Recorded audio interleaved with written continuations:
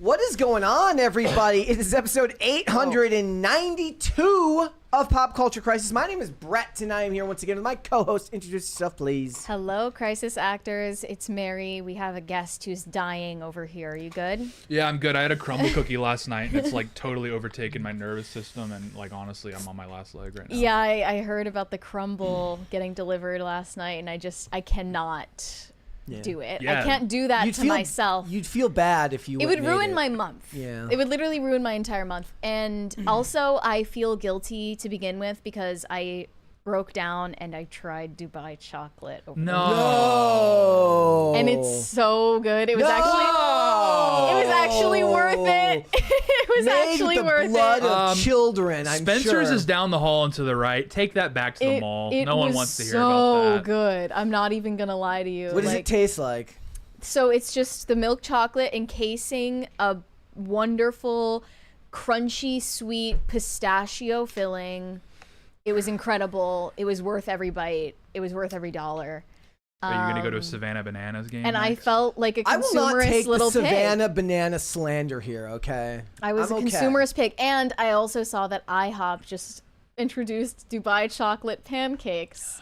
And I'm like, wait, am I gonna have to? People in the chat are like, you could probably take your Labubu with you when you Yeah. go. okay, people in the chat are flaming crumble, and then somebody said chocolate labubu. Well, look, the crumble is delicious, and I'm not gonna act like I'm above crumble. I just know that if I go over there and I eat a crumble cookie, I'm gonna hate myself for the rest of the week. Well, so that's the same thing for me. So I've noticed, like, when I if I don't buy a crumble cookie because I don't live by a crumble cookie. But like if I snack too much, it doesn't even my weight doesn't even change a ton. I just feel like a piece of shit. Oh yeah, Like it's literally all psychological. Like I look at the scale and I'm the same weight, but I feel worse. It's a mental health crisis with the icing on top. That's It all is. Somebody just said, what did they say? Somebody who gentrified Tate, says Brian Yee in the chat. Gentrified. Well, you know, guys, that's possible for you to gentrify Tate because what me and Tate were talking at the event on Saturday.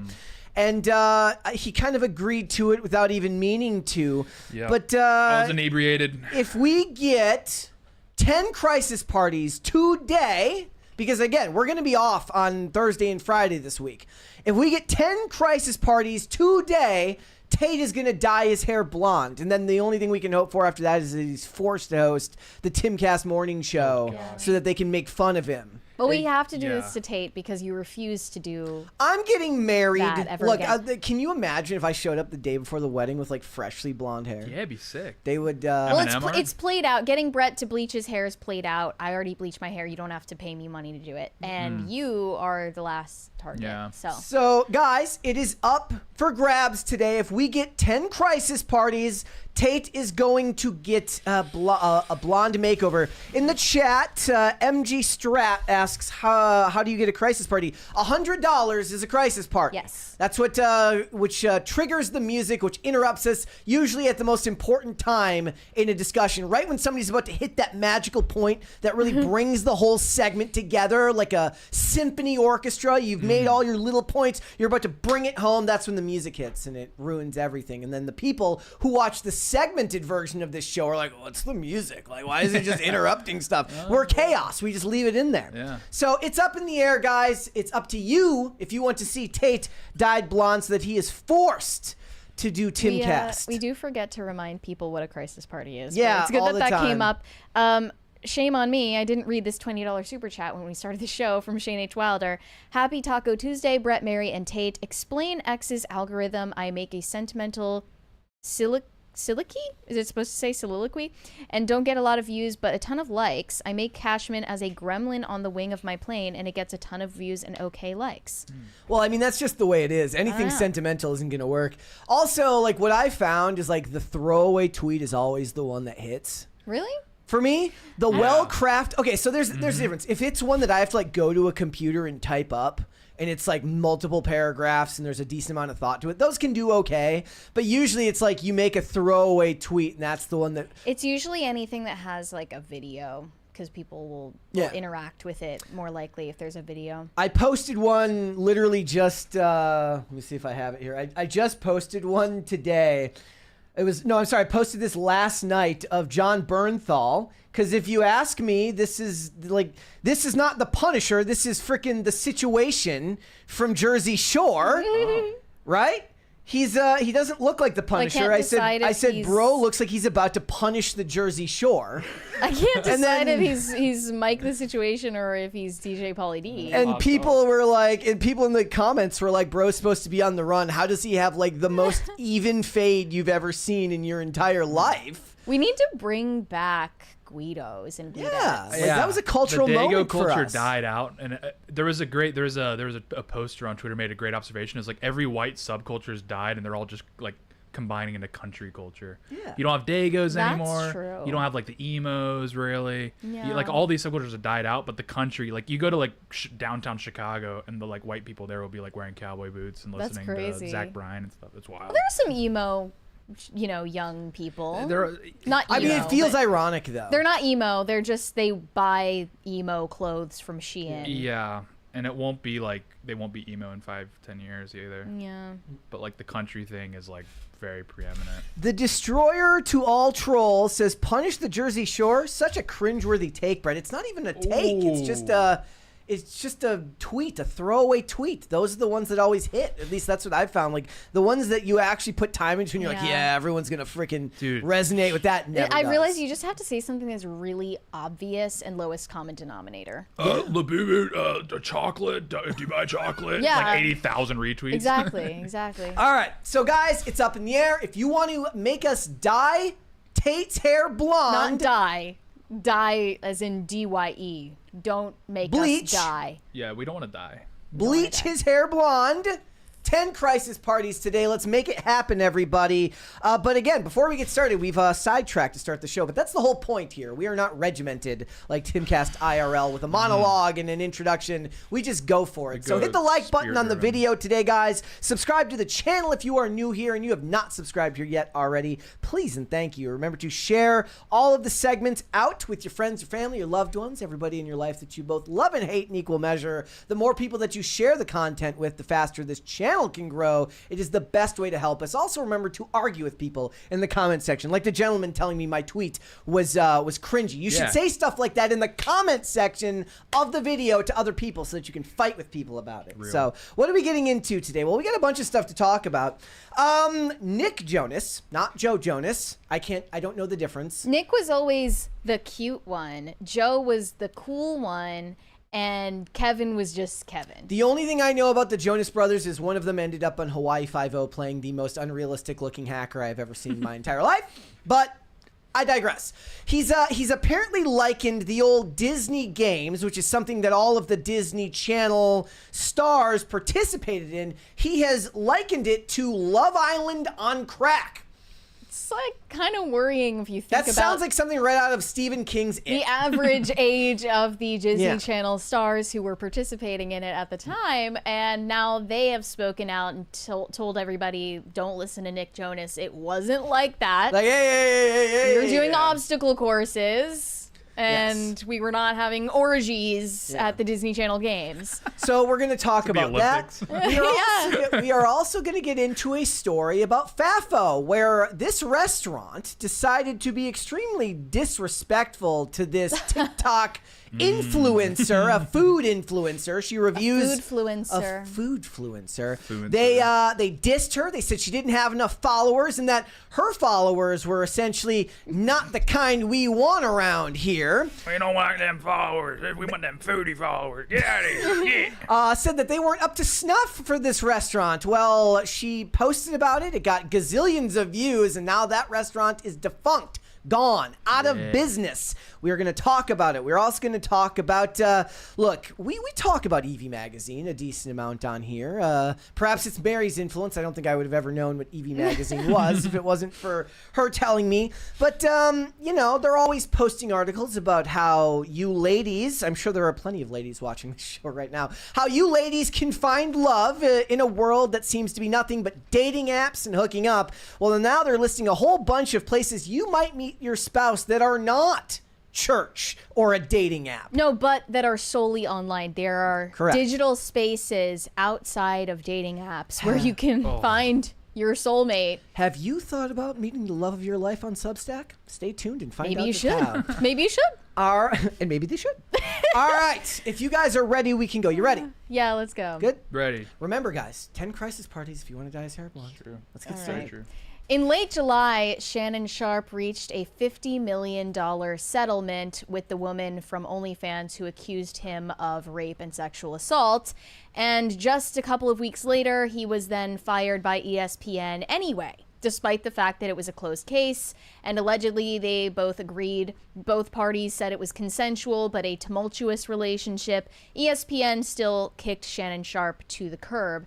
And now football fans are even angrier at their decision to hire a Gen Z female TikToker named Katie Feeney. I was not aware of this girl's existence until today. Yep. But she has, I believe, 7 million followers on TikTok. She makes lifestyle content. She attends a lot of Hollywood red carpets and interviews people. She is a veritable influencer. I just don't think anyone who watches ESPN knows who she is. Yes. So there are a that's the lot of people who are difference, angry at her being platformed as one of their Gen Z newscasters. And they think that she's unqualified for it and that she has no talent because of her age and the fact that she just graduated college and has only experience doing social media. In fact, she posted her announcement of getting the job at ESPN on TikTok saying, "Girl bossed so hard, now I work for ESPN. Yeah, it doesn't feel real yet. I can't wait." And like, just this is bound to just piss some people off. yeah, Like that right she's there is- pointing at I'm the already big mad. ESPN I'm light. already mad. It's like when when a girl does this. No, I'm already angry. We I think we had another 20, did we not? Did we not? I don't think so. Okay, I don't see it. So here were some of the responses to the announcement. One of them said, "This is why alternative networks, podcasts, and sports media brands are thriving. They are real and authentic. No football fan cares about lifestyle content." And another one said, "Talent means nothing in 2025. There are actors who can't get jobs because they don't have over 100K followers on social media." We've had that discussion about movies that will refrain from hiring actors because they don't have a big enough social media That's a real platform. thing. Yeah, that's a real But they're thing. basically saying that this girl only got the job because she has tons of followers and hopefully will bring a new generation of viewers to watch ESPN content because, like most legacy media outlets, their views are in trouble. I think part of it is like people just go off at the hip. Like I said, I did a video the other day about Stephen A. Smith and why like the Democrats should learn to like embrace sports again and stuff that men like again. And this guy like responded with a quote tweet, was like, "This guy was never been to an NFL game in his life." I'm like, bro, I'm literally agreeing with you. Like, didn't watch the video. Maybe they're just not, you know, they're not paying close Or you get the enough other attention. ones like red and circus as much. Yeah. Oh, yeah, that's the well. That's Yeah. or if you're in this space, like the people who love movies, they call it sports ball. Yeah. Right. And Right. they completely ignore the fact that these like the people that love sports are like the people that built America. Yeah. Like the dudes who go and they work with their hands all day long, and when they're home, they want on the weekends. I guess the meta would be they go to church on Sunday except during football season, and that's kind of indicative of like the type of person that built America.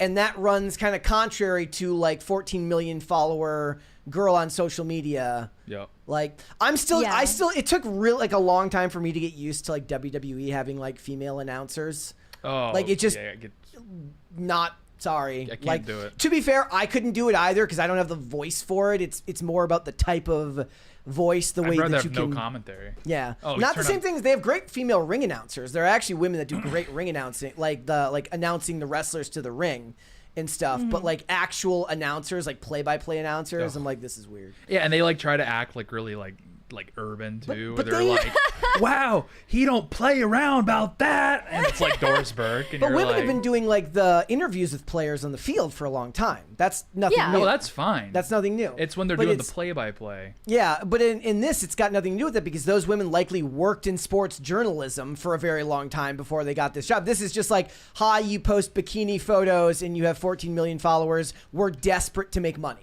At 22, having just graduated college, you'd think she'd be eligible for like an internship Yeah. somewhere in like the mailroom at ESPN. You wouldn't necessarily assume that she'd be deserving of this type of opportunity this early on in a career that she basically doesn't have a career.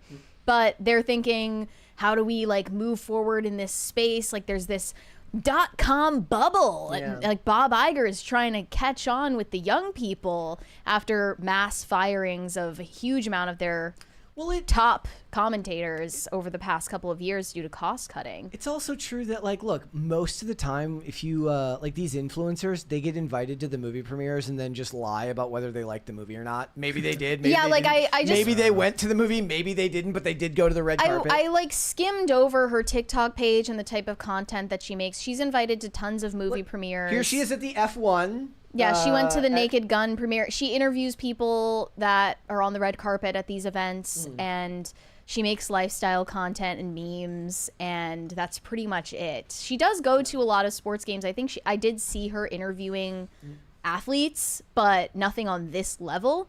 And a lot of the comments are basically like, she just got this because she's female and like ticks a box for them. Especially with sore feelings about the way Shannon Sharpe was kicked off the network due to allegedly like false allegations. And I mean, we don't even know. We'll never know because he settled out of court. But $50 million is crazy. And he just got hit with a new lawsuit as well. This is crazy. So we talked about this on the show like months ago. This woman who was getting real steamy with Usher at a concert. There was a fake headline that apparently her husband divorced her over this, and the video is everywhere. And Shannon Sharpe was making jokes about this video on air, and he joked about her husband divorcing her for it. Yeah. But that wasn't true. So now she is suing Shannon Sharpe for $20 million over defamation. Damn. So he's just not doing well right now. Like, bro's gonna have to get on a new network. He's not even gonna be able to do independent because he's gonna have to pay too many people to run his own network. Exactly. He's Like, about to have to become a contract employee again. just when he thought he was in the clear, right? Yeah, well, he like- should have probably pivoted to his own platform, but way before this happened, which is what most people are doing. Like he was making a lot of money. Like if you're at his level, like he's at that perfect level where it's like anymore, and he's gonna have to start his own network and pay other people instead. He's like, and likely that's probably true. There are probably a lot of employees that he's paying out of pocket as like contractors, because he doesn't just do his show. He also, he has his own YouTube channel and stuff like that wasn't owned by ESPN, at least as far as I know. So look, this is just indicative of things to come, especially as companies. ESPN is owned by Disney, so it's not like Disney's known for making the greatest decisions lately. But as more and more of these companies are run by tech firms, they're going to be even more data driven than they already are. And they're going to be like, our audiences, like this is the stuff that gets engagement, women, interviewing people, sports. We're going to put them together, not taking into account that the medium in which they're watching it matters. Like if they're not watching it digitally, that type of content doesn't necessarily translate to like terrestrial television. Like not a lot of social media influencers are going to have any mystique if you watch them on a TV show. Like one thing I will give Logan Paul, the Paul brothers, credit for is like Logan Paul seamlessly transferred his skills to doing WWE because it lets him be a bad guy. He gets to be a dick, and it works perfectly. But most influencers, they thrive in a certain type of digital content that doesn't necessarily always translate to TV. They're calling her an industry plant. Yeah. A lot of people are saying that she exchanged sexual favors for the job. Which is I don't crazy to claim. I think that some marketing executives saw the follower count and was like, you know what? But they don't understand how numbers work these days. Like having 7 million followers on TikTok doesn't make you relevant in the mainstream, because there's a way lower investment to scrolling someone's TikTok page compared to turning on a TV station. That's a totally different level of like a conversion rate, if we want to call it that. But these old executives don't understand that. Yeah. Yeah. And it's just, I don't think it's going to change because these companies are all going to be eventually bought out by tech firms. Like I really do believe that. Like at the end of the day, it's going to be Amazon and Apple that own everything. Like the way that like dentist practices are getting bought out by private equity. Yeah. Well, one of the things they were talking about is like since David Zaslav split Warner Brothers and Discovery and made them separate companies, which a lot of people are saying that was like his plan all along, was to like bolster the stock the best he could, take the losses for a couple of years, split the brands, and then sell Warner Brothers, keep Discovery. They're like, he's gonna sell to like Comcast, which means it's Universal, which means then Universal owns two of the big, Comcast owns two of the biggest brands in entertainment, which is Universal and Warner Brothers. But that's not much different than Disney buying up Pixar and then buying up all the brands that they bought a lot of IP, but they bought companies like Pixar so that they could expand beyond just their own animation. Right? All of it's being consolidated down into smaller brands. And then one day you're going to wake up and it's going to be like Bluey performed with this person while you're watching sports. Yeah. Yeah. Sad. All right. Let's move on. Just one big company. Everyone put their differences I've been aside. saying this for a while now. Mary is all for consolidation. One big group project. It'd be so fun. Like, as long as it's just all consolidated in one place, and I don't have to think about subscribing to one movie a year. It's got it. Everyone's working on it. It's gonna be really good. Perfect. Yeah, just one big movie. It's all about teamwork. Yeah, one big beautiful brand. Yeah.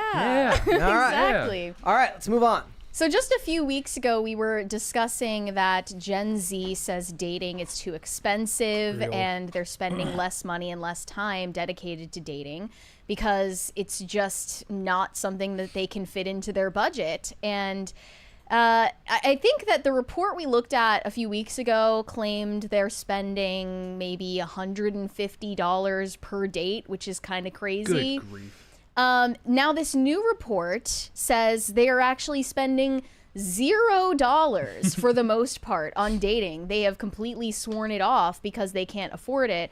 This is according to a new survey from Bank of America about young adults.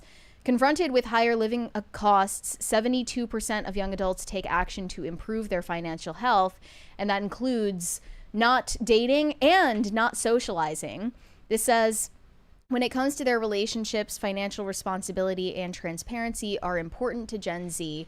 Gen Z continues to be open about their finances, often setting boundaries with friends about what they can and can't afford to do. Well, does that mean like in the context of like hanging out? Yes. Like bro's like, Yes. yo, you want to go to Thistle and Thorn and get a $40 burger? And he's can. like, bro, I got money You for do like the it. dollar menu that doesn't exist So anymore. I think that the platonic friendship part of this is more sad. It says 2/3 of Gen Z says that they do not feel pressured by their friends to spend beyond their means, but just under half of Gen Z say they are comfortable declining social opportunities and admitting that it's because they can't afford to participate. In response to a rising cost of living, about a quarter of Gen Z reported passing on social events with friends to combat their expenses. And then in the dating world, it says Gen Z is not spending on dates. Over half, 53% spend $0 a month on dates, and 28% say they spend less than $100 per month on dates. That's true of both men and women. It's 53% of Gen Z men spending $0, and 54% of Gen Z women say the same. And then 25% of men spending less than $100 per month on dates, which probably means that they're just going on like 1, maybe 2 dates per month. And those who reported being in relationships spent more. 43% of Gen Z that are in a relationship and not living together spent $100 to $100 a month. Similarly, 48% of those in a relationship and living together spent the same amount. And they also said that the factors of someone's financial behaviors, financial responsibility, and attitudes about money matter more to Gen Z women than Gen Z men, probably because they're thinking about finding a husband who can provide financially.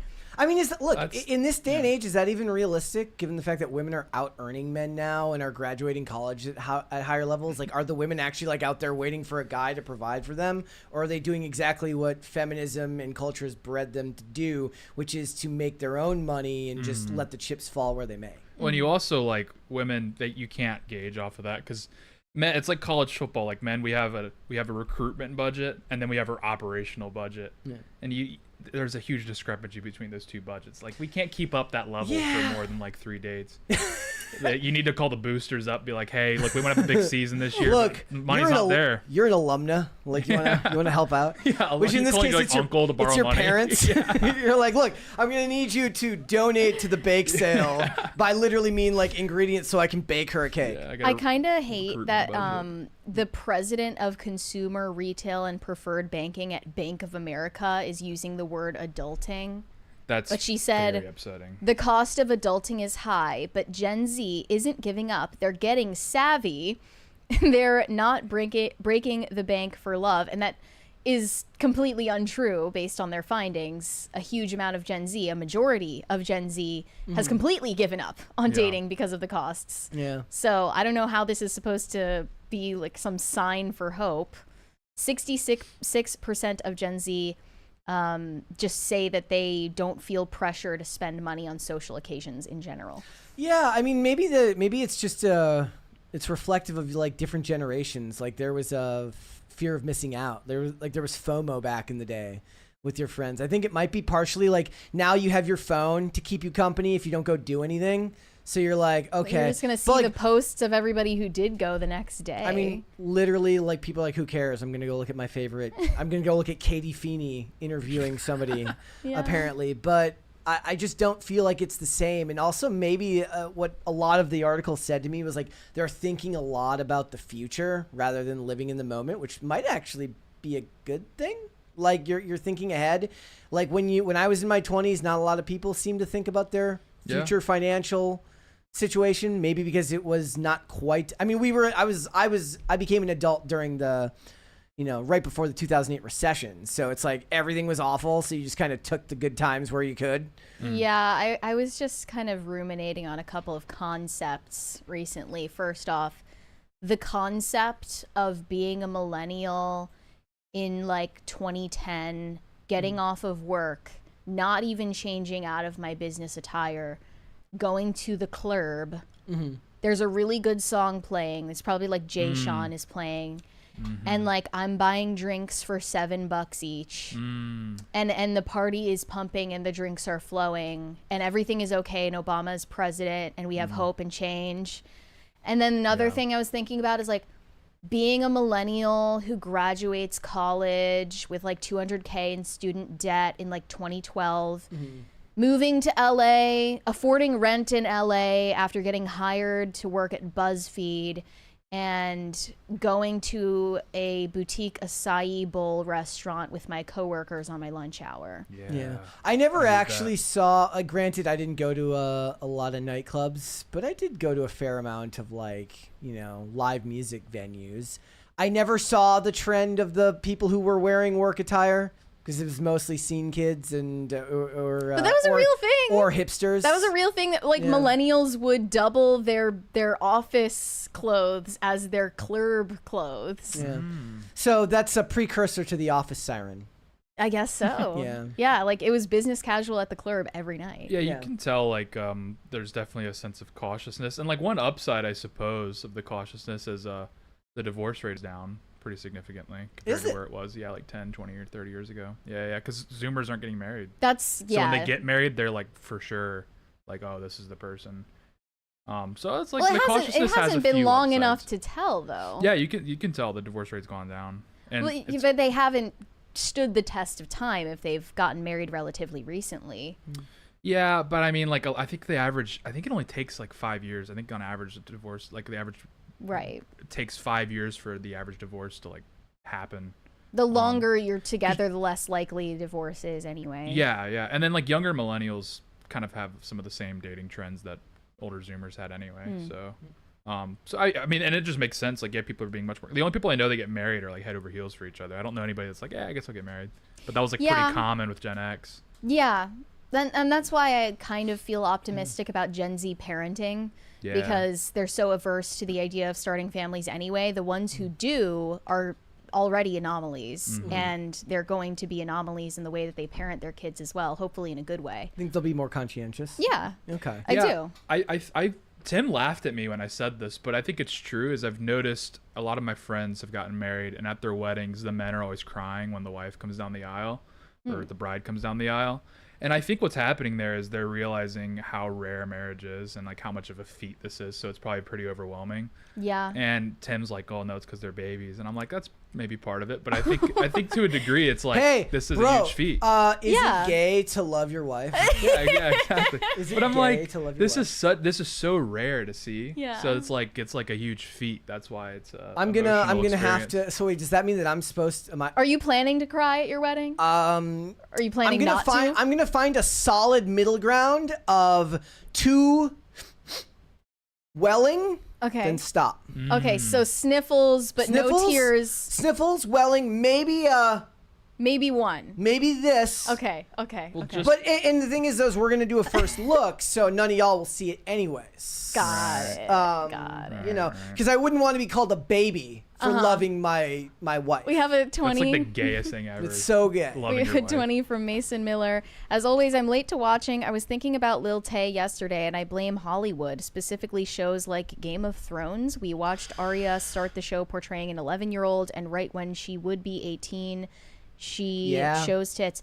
I mean, is it Hollywood, or can we place the blame on her family that like put her on social media? Yeah, You know, that was like it, that's why she disappeared, right? Because like her family was like insane. And, Yeah. like, it was like her mom was like pimping her out or something. I mean, she Or the other way claims that around. her dad was Or is the dad doing was it? abusive, and that she's on good terms with her mom. But I don't think that any of her family had her best interests Yeah, in Yeah, mind. it was so weird. But Yeah. those videos were good. Like she was Um, like 12 years old telling me I was poor. Olivia says bread is allowed 1 single tier. If it is more than 1, the wedding is off. Whoa. Okay. Tim Like got to her. It's official. there's such a great skit opportunity there. Like one comes out, and then like you're like fighting for your life on that second one. Like, Or like the tough guys in cartoons, you suck it back in. yeah. Anyways, that's I think that maybe them being more thoughtful to the future. I saw somebody in the chat earlier say they're not thinking about the future, they're worrying about it. That That's feels like a great way to put it. that feels like maybe the idea here is that I thought of that as a distinction without a difference, but maybe that's because I'm a worrier. No, it's I'm a that worrier they- by nature. So It's that they feel powerless, so they aren't planning for the future. They are just worrying about it. In fact, one of the questions that they were asking Gen Z in this survey is about how often they buy themselves little treats, like the sweet treat culture. And it was most of Gen Z that admitted that they do that on a weekly basis at a minimum. It's something to Yeah. keep you from like literally. It's like the meme, never kill yourself. That's why Labubu's are a recession indicator, because it is a sort of consumerist sweet treat of sorts, where you're not like gonna put yourself in the financial hole by thousands of dollars, but you're gonna be spending like maybe a few hundred on rare Labubus because it's all that you can afford in the short term, and you're only thinking in the short term because of your anxiety. And they always said that, like the articles that I used to read was like that's why they spend like the ones who aren't eating out, they buy like high ingredient, like really good ingredients at the grocery store. Like the ones who are more thoughtful about how they look are like, I'm not spending it all on DoorDash. That's a subset of people. They're like, I go to the grocery store and I buy like the really expensive, what is that? Like the cinnamon butter. Oh. That costs like a fortune. It's like, because you know Just what? go to Logan's and get it. Yeah, like because if I'm gonna be poor the rest of my life and never own a house, I'm having cinnamon butter. Well, speaking of planning for the future, I did want to also mention that Gen Z women have come up with a new creative way to vet potential husbands by inviting them from dating apps to their apartment to construct their IKEA furniture. Do not do it, men. Do not look. If they're gonna complain about what is it? Those emotional labor at home. If they're gonna complain about unequal emotional labor, do not This is build her crazy. that chair. Single women are using Hinge to get their furniture built by Matches for free. This it is felt like like- getting the boyfriend experience on a first date. TaskRabbit is screwed. This is a worse scandal than the They're women. calling it the Bob the Builder trend.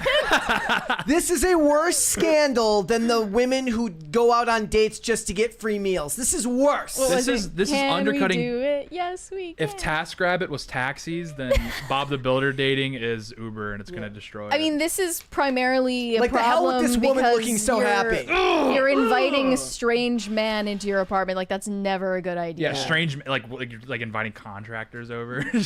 Yeah. She's looking for men who's like contractor by day, Yeah. bachelor by night. She's like, perfect. She's on there sort by Hispanic or Latino. I think if she provides the snacks, it's fine. No, like it's like the meme that's like, it's like if you're in your 30s, like it's no longer okay to offer your friends pizza and beer to help you move. I mean, I still hire a mover. I still fall for that though. I think like Kellen's about to get me with it. sitting crisscross applesauce on the carpet, getting carpet marks in your legs, drinking some wine, and making IKEA furniture is a bonding exercise. Just not for a first date. You know what you do afterwards? Then you're like, can I keep like half the furniture? Like, I don't want a woman present when I'm trying to snap together IKEA furniture. 'Cause I get so Is mad. it too much Okay, no, pressure? then, I get then you know mad. what it is. Then you know what it is. Like Then these you- Swedish idiots. Then you Uno reverse and you bring over a bunch of ingredients and you're like, oh, look, I gotta make a lasagna for my mom for family dinner tomorrow. You make the lasagna. I'll build the furniture. Genius. You That's can genius. even rope the guy into a second date if you say, "Hey, I don't know what happened, but like the furniture fell apart after you left, and like you need to come fix it. This You is did what it should something be. wrong." We should be testing each other for traditional like roles. So it's like, okay, then you throw together, like a casserole. I'll handle the cupboard. Yeah, What that if works. what if she's like, oh, can you help me put together this furniture? And he sits down. And he's like, could you make me a sandwich quick? Like, Yeah. I'm hungry. Yeah, but There's that's nothing only wrong fair. with that. I you think know? that's great. Yeah. I said, like, I think this is fine as long as, first of all, it's not the first date, and if she provides the food. Yeah. Yeah. And she has to cook it. None of this ordering. Otherwise, he's like, well, why don't I just Well, a order sandwich- like Just a a. factor You meal don't in the cook a microwave. You don't cook a sandwich. Oh, you can cook a sandwich. I mean, you could, but Yeah. like Yeah. most She's of them got a not. like air fryer. Yeah. This ain't air Jimmy fryer. John's. All right. Just, gentlemen, look out. They're trying to get your labor. Yeah, go on Don't fall for TaskRabbit. it. Make money off of it. Like, tell her Fiverr is a better option. All right. What would you like to see? Cringe or cute of the day? Tate, what do you think? I used to always say cringe first, but if you go cute first, then cringe gives you like a conversation. So Okay, let's go with cute. cute first. We'll go with cute of the day first then. Guys, look, apparently nobody wants to see you as a blonde. That's probably smart. Honestly. Like, It's probably a good what's thing. up with that? probably a good Like, thing. 10 crisis parties to get this dude to force him to dye his hair blonde. Now his mistakes are going to be, he's not going to have to deal with this bet that I'm he getting made. off scot free. All right, here we go. Cute of the day. This one's from Joy in Design. Says, Brett, my bunkmate last night under the stars. I can't see. that a monkey? I can't tell what it is. Is that a monkey? Is that a bear? I have no idea. Look, it's a bear. Orangutan? It's a bear. You have a pet bear? I'm assuming he was out camping. Okay. That's kind of scary. I think it's a bear. All right. Well, that's. I mean, I'm guessing because he doesn't have a name, so he's not like Yeah. this is my my pet bear, Yeah. Labubu. Hey, La Boo Hey, boo. Boo. Exactly. La Boo Boo, let's get La a Boo Boo. Dubai chocolate. All right. Cringe good. of the day. Here we go. That's disgusting. Whatever this is. That's ridiculous. Cookie dough, sugar cookie dough with strawberry milk.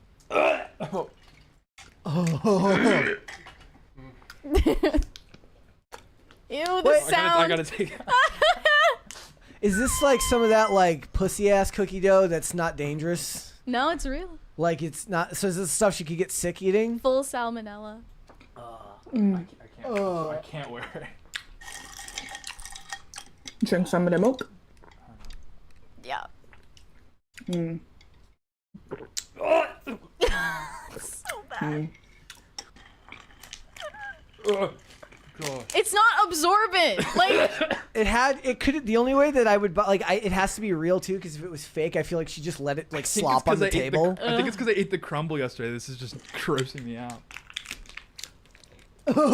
she's not even eating the part that was dipped. Look at that. No, she's literally going past it. Yeah. Oh my gosh. Ew, Oh, the what the slurp. fuck? Not the slurp. What is she doing? Where do you find this shit? What is wrong with you? This is my For You page. I don't know what How to do you say. relax? This is not. This is. I don't have what is it called, the phobia of like chewing sounds. I don't have that. I have. I can't. Misophobia, I think it's called. I can't. But I this can't. is still pretty bad. The Oh my slurping. gosh. Yeah. Like she's like, I'm not going to be one of those fakers who doesn't actually show you me eating it. Oh, she's doing this for real. This is She's a Ew. real slurper. It says Ew, biblical ew. description of gluttony. everyone's a Yeah. freak until a real slurper Until a pulls real up slurper pulls to up the with the cookie function. Uh, Sorry. Yeah, that was not nice. Okay, let's get started. I don't think we hit on Yogi Bear Labubu. No, Dubai that was Chocolate like enough. That was something. That was really good. We need to workshop that. Labubu. Hey, Labubu. Dubai chocolate. We're stealing the Dubai chocolate from the picnic. Break into like a mall. Okay, let's Armenian Yogi Bear. Are we zen? Are we zen? All right, yet? yeah. We gotta lock in. We're locked in. We're ready to go. We're good. Let's go. Okay. Nick Jonas has started some very nefarious rumors about what was going on at Disney Channel back in the day. Some of it is confirmed, and we know that these child stars didn't turn out very well, including Demi Lovato talking about railing lines of coke while filming Camp Rock 2.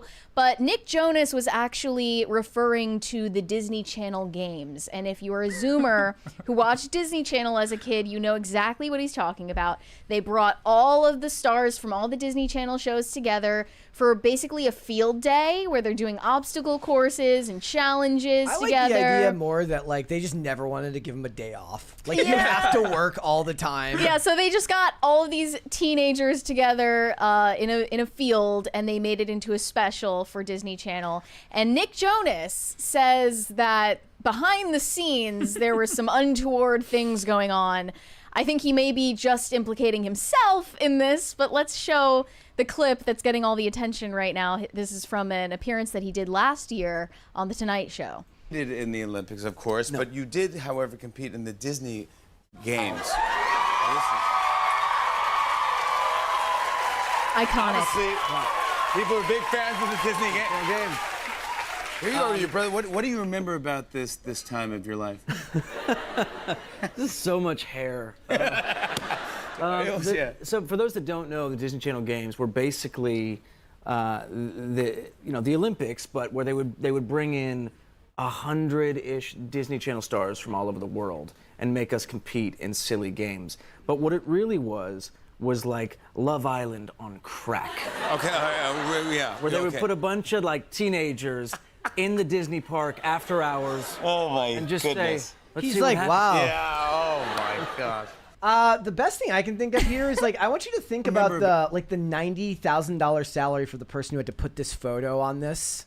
Given how much how many employees they are that make these shows, just think about like the $100K that the person whose job it is to like attach the photo to We the have backboard. a couple super chats. Shane H. Wilder said, as someone who has built a few Calexes, building IKEA furniture is not first date-ish. I got to bring tools, cuss while hitting the furniture with a hammer, with towel between to keep from denting the particle board. Yeah, that's real. It can get real. And then we have another $100 super chat from Thank you. John Stewart saying, WTF, Mary. We've Sorry. got one crisis party, This 9 is- to go. This is my job. I'm supposed to cringe you out, and it worked. So yeah, Nick Jonas is comparing the Disney Channel games to Love Island on crack. And if you're unfamiliar, So they were Love saying Island, slurs the and- reality show, is all of these adult singles brought together on a resort. Usually in where their 20s they're who look 50. adults, yeah, but they're engaging in sexual activity. They're sleeping in beds together in this, mixed sex dormitory. And you would think if Disney Channel were responsible for overseeing activity like that between their child stars, there'd be a lawsuit in the making. It's the other child stars who were involved in the Disney Channel games have now heard Nick Jonas's comment and are trying to correct the record and say, I don't know what the hell he's talking about. It was literally just a bunch of kids in a soccer field hanging out. First off, there was a Dylan Sprouse interview on Barstool's Chicks in the Office where they had him address this comment, and he needed to dispel the rumors. Here we go. Nick Jonas just talked about the Disney Channel games, and he compared the Disney Channel games to Love Island on crack. What would you compare the Disney Channel games to? Because we were like, I'm not sure about weren't that. quite sure about that comparison. We were like, That's a really weird take, honestly.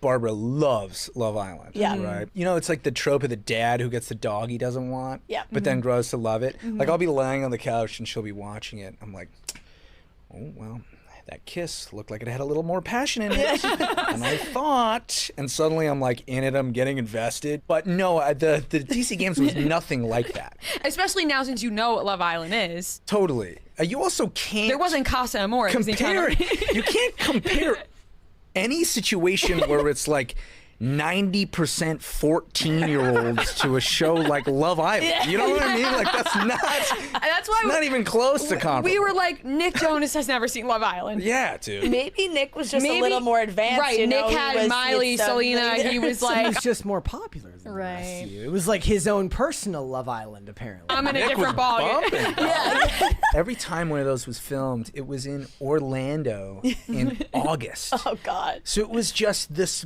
fucking sweatiest swamp ass time. So like there's no Love Island in that heat. There's nothing sexy about the Disney Channel games. Okay. I like how he like calls it like the DC games. The DC games wasn't like you that. You can't compare bro. it. The DC games weren't like that. Well, he's an insider. He's got inside info. Well, allegedly, the at the games? time, Nick Jonas was dating Miley Cyrus, but talking to Selena Gomez on the side, all while wearing a purity ring as a pastor's kid. So maybe he was projecting onto the other Disney Channel stars when he said that. And there was also a comment given from Jason Earls, who played Miley's brother on Hannah Montana. And it's so funny because people found out about this later. Jason Earls was in his 30s playing a teenager on that show. What? And he still looks way younger than his age, but he was in his 30s throughout the entire run of that show. And he was in the Disney Channel games as well. Literally, like, a bunch of teenagers, like a bunch of 14-year-olds are in a soccer field, and then there's just a 30-year-old guy hanging out. So Jason Earls says that this is also not true. Oh, I would hope so. Here's what he said. Nick Jonas described the Disney Channel games as Was like Love Island on crack. and then one of the Sprouse brothers, he was like, I don't know, that's a bizarre comparison. You can't compare any situation where it's like 90% 14-year-olds to a show like Love Island. Set the record straight. What were the Disney games like? I think it depends on who you are. Like, if you're Nick Jonas, like, isn't the world a big sweaty sex buffet? And then if you're like me or a Sprouse twin, like back in the day, like, we're sweaty and we're playing games. Yeah. Bro. I think the Disney Channel games was like, it was whatever you wanted to make of it. Like, the entire experience was incredible. I'm a really competitive person, so it was really fun to compete against all these other dunk kids. on these 12-year-olds.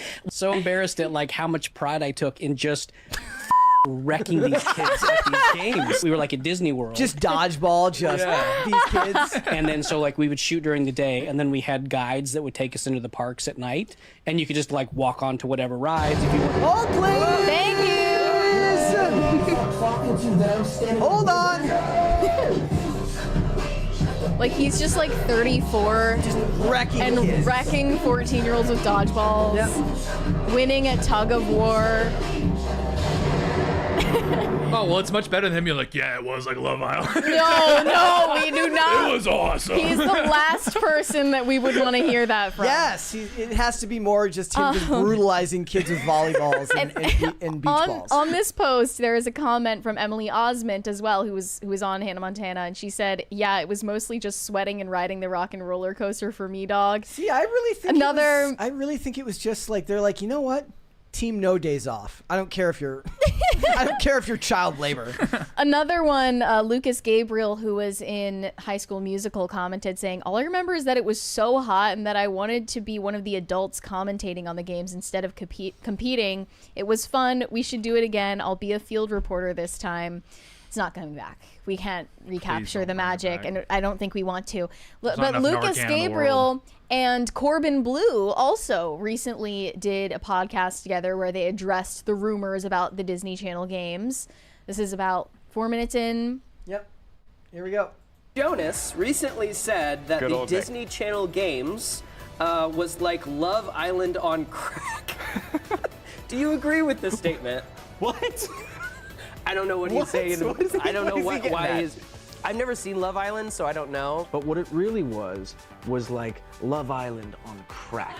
Okay, yeah. So I have a story for you. So I actually did watch the most recent season. Sasha and I watched the whole season Brag of about this recent Love Island, and there is a moment where there's a couple and they're chilling out in the pool, and they're making out, and one of the other Love Islanders looks out and goes, "It's like High School Musical."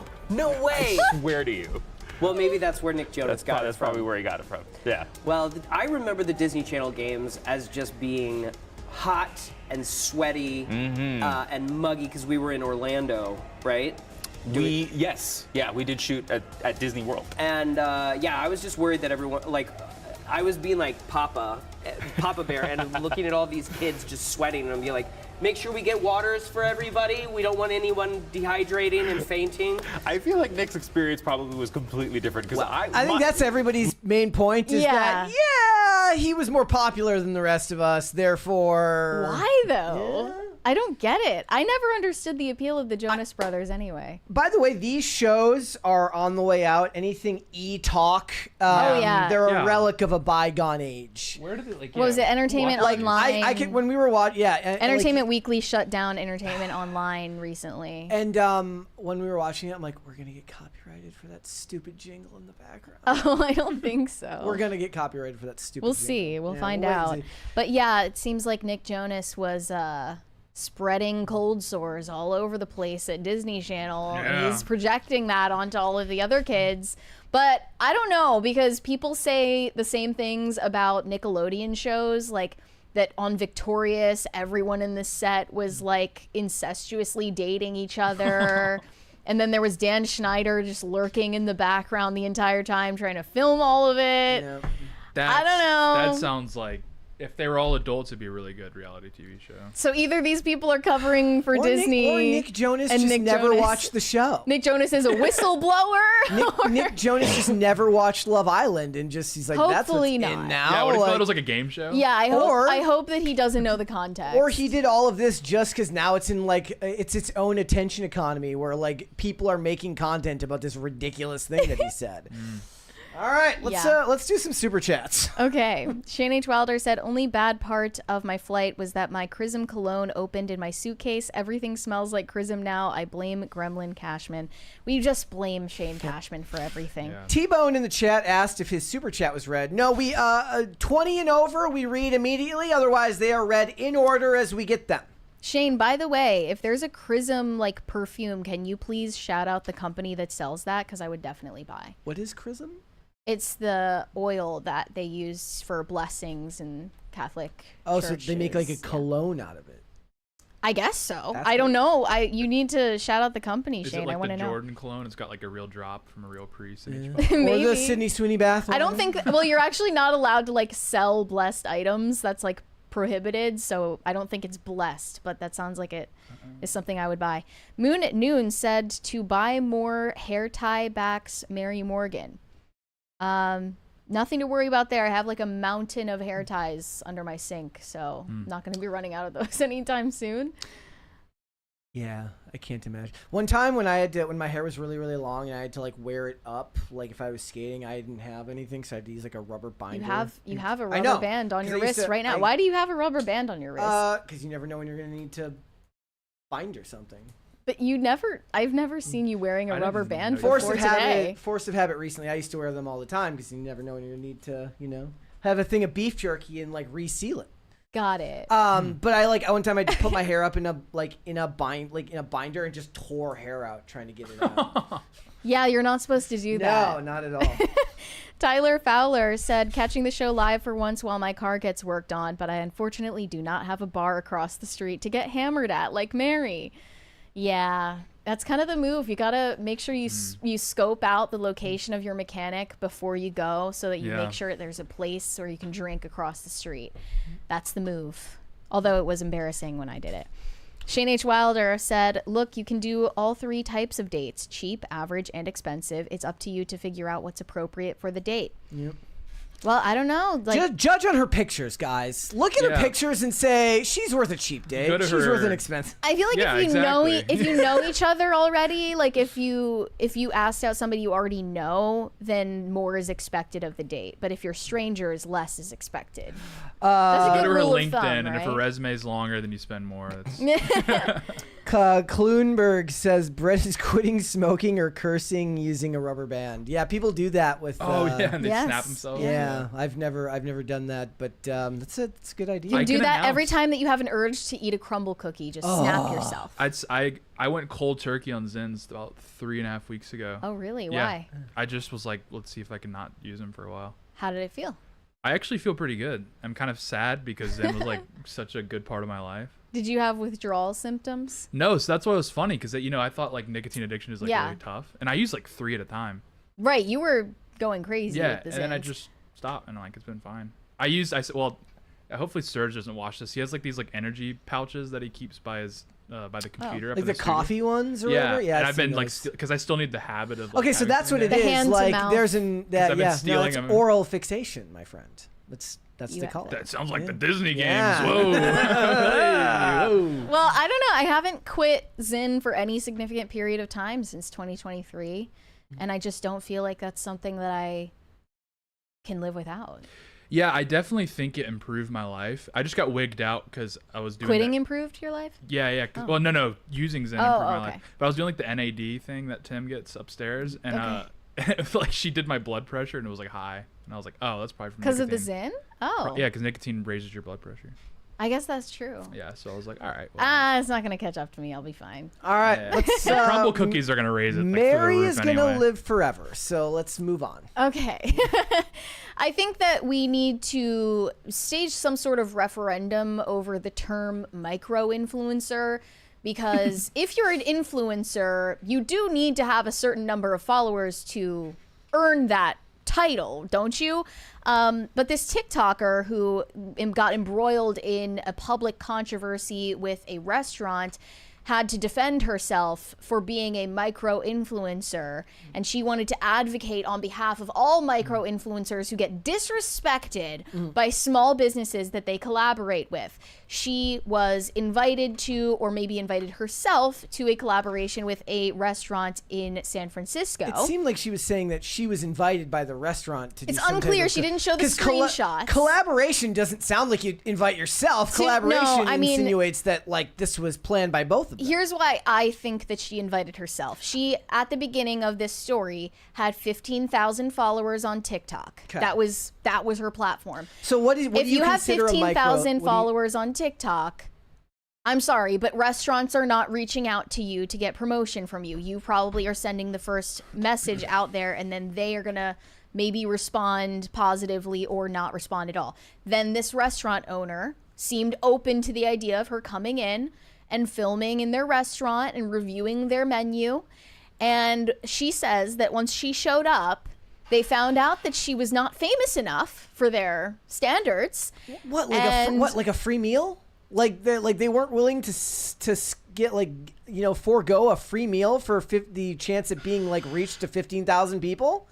Well, it doesn't Seems exactly work like that. Like, just because you have a certain number of followers doesn't mean that you can reach people who, first of all, are going to like take any action. No, but it's the hope. Or who even live in the area. You can put the content in front of 15,000 But here's the thing. It's not really the principle of what she's saying that's the problem. Like, they did invite you, they should follow through. But it's the general attitude of entitlement from influencers, and this is why influencer culture has gone way too far, because she basically put them on blast after their confrontation, and now the restaurant has shut down permanently. Let's just go through the first couple minutes of her video that has now reached 25 million views on TikTok. People did their sleuthing. They found out where the restaurant was, and they called this guy out. He had to respond and apologize and then shut down his business. Bro, imagine being like a pizza shop and freaking Dave Portnoy walks in and you're like, fuck. You know you're in for trouble. He comes unannounced. If he likes it, great. You might get a bump in business. If he hates it, it's just you're screwed. Yeah. All right, here we go. That's why Diners, Drive-Ins, and Dives is the superior show. He just likes everything. Go rewatch, like literally, I am based in Americana pilled as always because I go and rewatch old episodes of Diners, Drive-Ins, and Dives. Great show. I'll read that 20 and then we will show the video. Okay, we got a 20 from Vodka J Bulls, turning 39 on Friday. I tune in and see Optical Overlord and Ghost Empress more than most family members I have. LOL, could I get a B-Day shout out, please? Love you guys. Sub Tate, Gongo for life. B-Day shout out. B-Day happy shout-out. birthday. We are both the same Happy age early now. birthday. Somebody in the chat earlier asked if I was Gen Z. I said yes. No, my friend, we are both the same age now, so happy birthday. Nice. All right, here we go. Thank you for tuning in. Here we go. I don't know if I'm gonna post this video because I'm like still shaking and I feel I'm literally so shaking. frazzled, but Also, I'm she knew literally shaking right she now. knew she was gonna post this But video. she didn't eat, so her blood sugar's low. That's why she's shaking. Yeah. Here we go. I just left a restaurant collaboration crying. Filmed herself crying, of course. I had a TikTok collab with a new restaurant in Hayes Valley that I was really excited for. I had it planned since last week. My reservation was at 5:30, but I went a little early at 5:10, so it was just me. My husband was gonna meet me there. When I get there, I'm greeted by the host, and I introduce myself, tell him I'm here for the collab, and he was actually the guy I was speaking on Instagram with about it, so we were on the same page and ready to go. I started to film around the restaurant because I like to do that early on when there's less people. And after filming for a bit, I sit down at the table that's prepped for me, and it's a bar counter seat. I'm continuing to film the setup in the kitchen and stuff because it's really cute, but I hear the host and this other guy talking. And this other guy is behind the counter, so it's a small restaurant. He's like 2 or 3 feet away from me, so I can hear everything they're saying. I know that they're talking about me because I can hear them saying TikTok, views, followers, so I start listening in. The new guy is asking the host who I am, why I'm here, and how many followers I have on TikTok and what my TikTok is. And this guy pulls up my TikTok and says that I have 15,000 followers and I have some videos have millions of views, whatever, and this guy is not happy about it. He was saying that I have too little followers and that this was a mistake. Saying what about her Instagram, how many followers does she have there, and I don't use my Instagram for food, it's just my private Instagram. So this guy tells him that I have like 1,300 followers and he is not having it. Saying to the host that he shouldn't have invited me and that this was a mistake and that this was bad.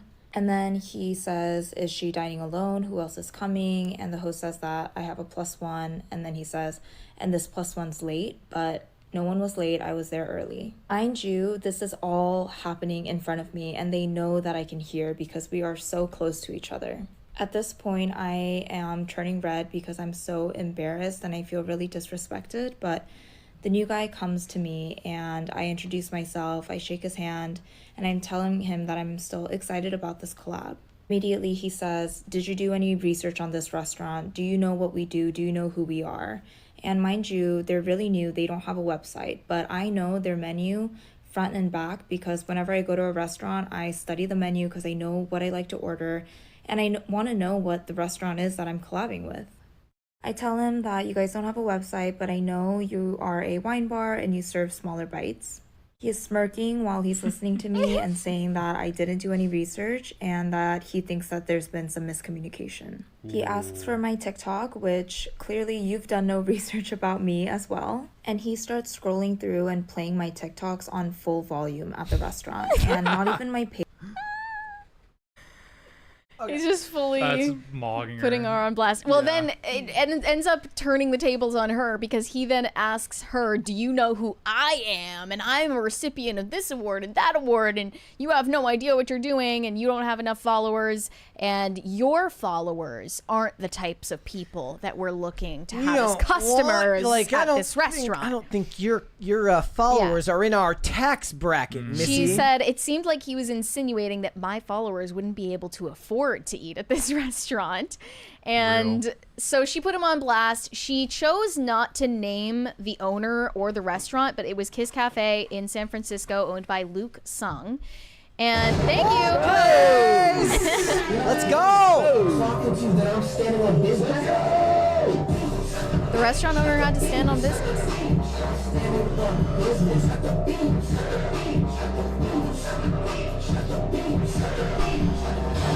I will give the lady credit. She doesn't do this when she's talking. She's actually calm. very monotone and calm. She's calm.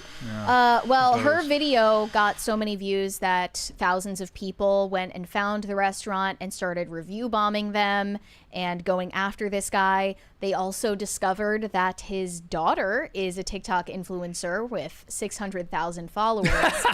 Her name is Issa Sung, and she is getting loads of hate comments for the behavior of her father, the restaurant owner.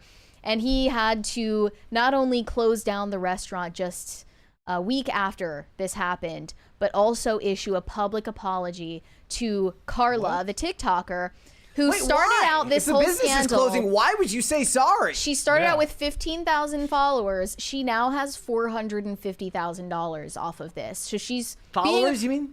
Followers. Yes. Yeah. Okay.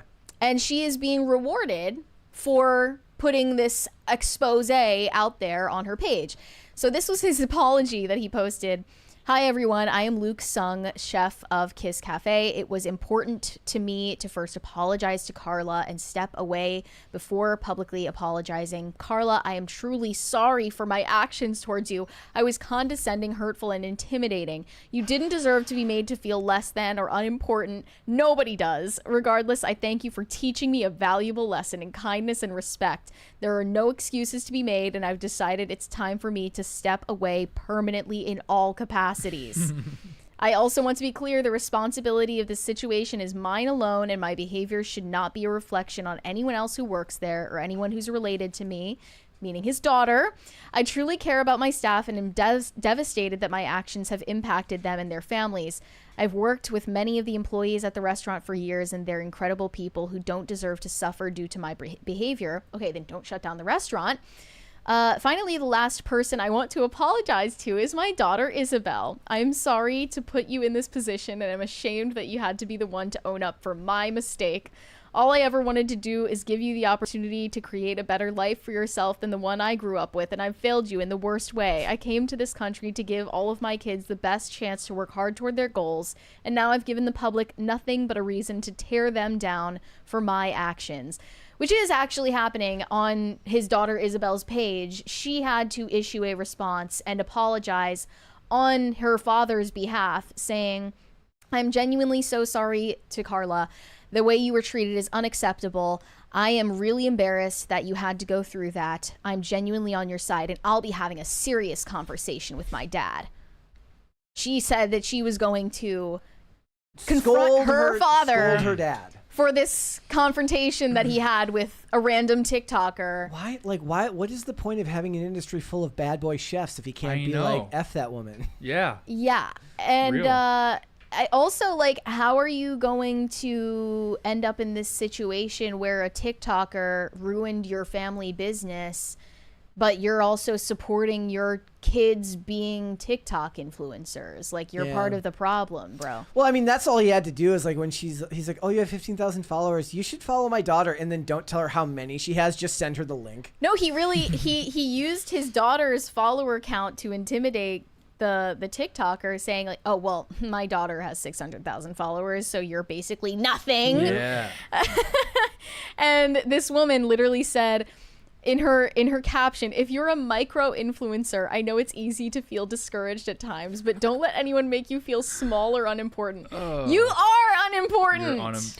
I mean, you are so on this guy's side. If you care enough to call yourself an influencer, it just sucks. His response was bitch made, but he had the choice to keep going. He didn't have to apologize. He didn't have to shut down his business. Yeah. He just put a bunch of people out of work over this because he wasn't able to like step back from internet backlash for 2 seconds and think about the consequences. Like, also just the entire term micro influencer pisses me off. That just means everyone considers themselves to be an influencer. Yep. Like, it's supposed to be people who have maybe 10 to 100K on any platform. So, like, it's more significant than just a random person having a following, but they're not actually, like, on the level of, like, an Alex Earl or, you know, a Katie Feeney, whatever. But, like, you know, if you're a micro influencer, those terms are kind of an oxymoron. Like, you have to have macro influence in order to influence people. But so there are whole articles written in a whole guide now that companies use on how to utilize the concept of the micro influencer to benefit their business. So it's actually like an industry specific term, but it's also the way she kept saying the word collab. Like, she's excited just to do it.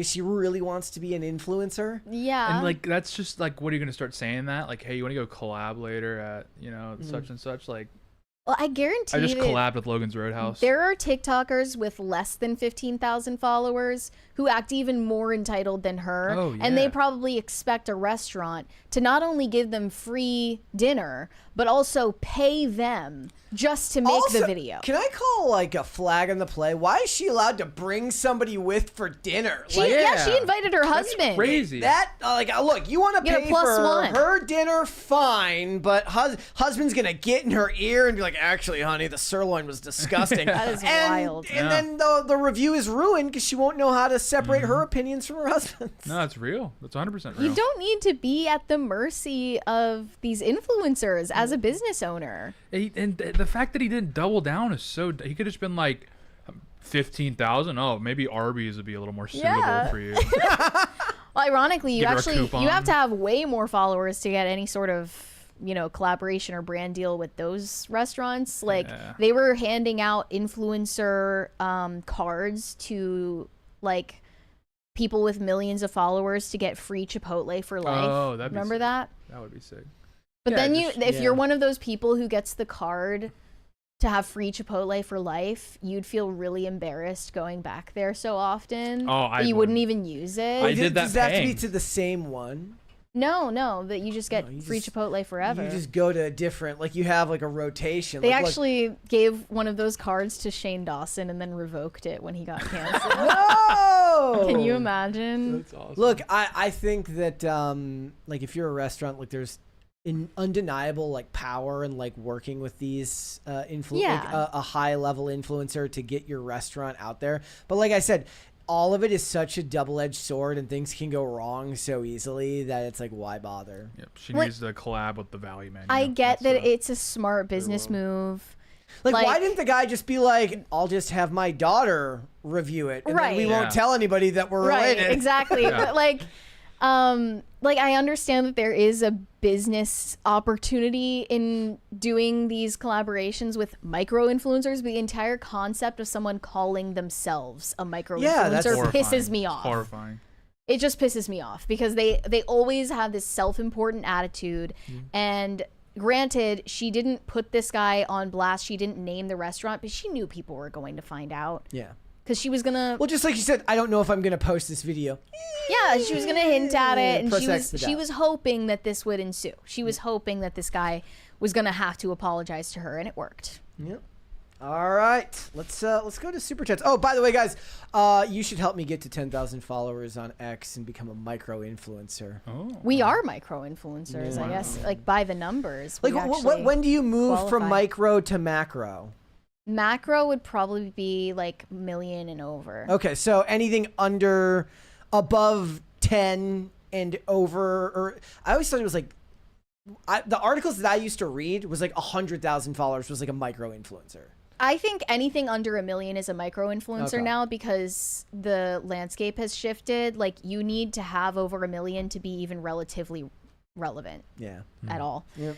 T-Bone said, Tate, it was great to see you last week. Brett, thanks for the signature on the board. Sad we didn't get a pick. Tate, we need a pick this weekend. Yeah, let's do it, dude. It was good to see you. Oh yeah, I forgot there's like another one at the Comedy Loft happening this weekend. Yeah, it's true. It's a marathon. Is there two more?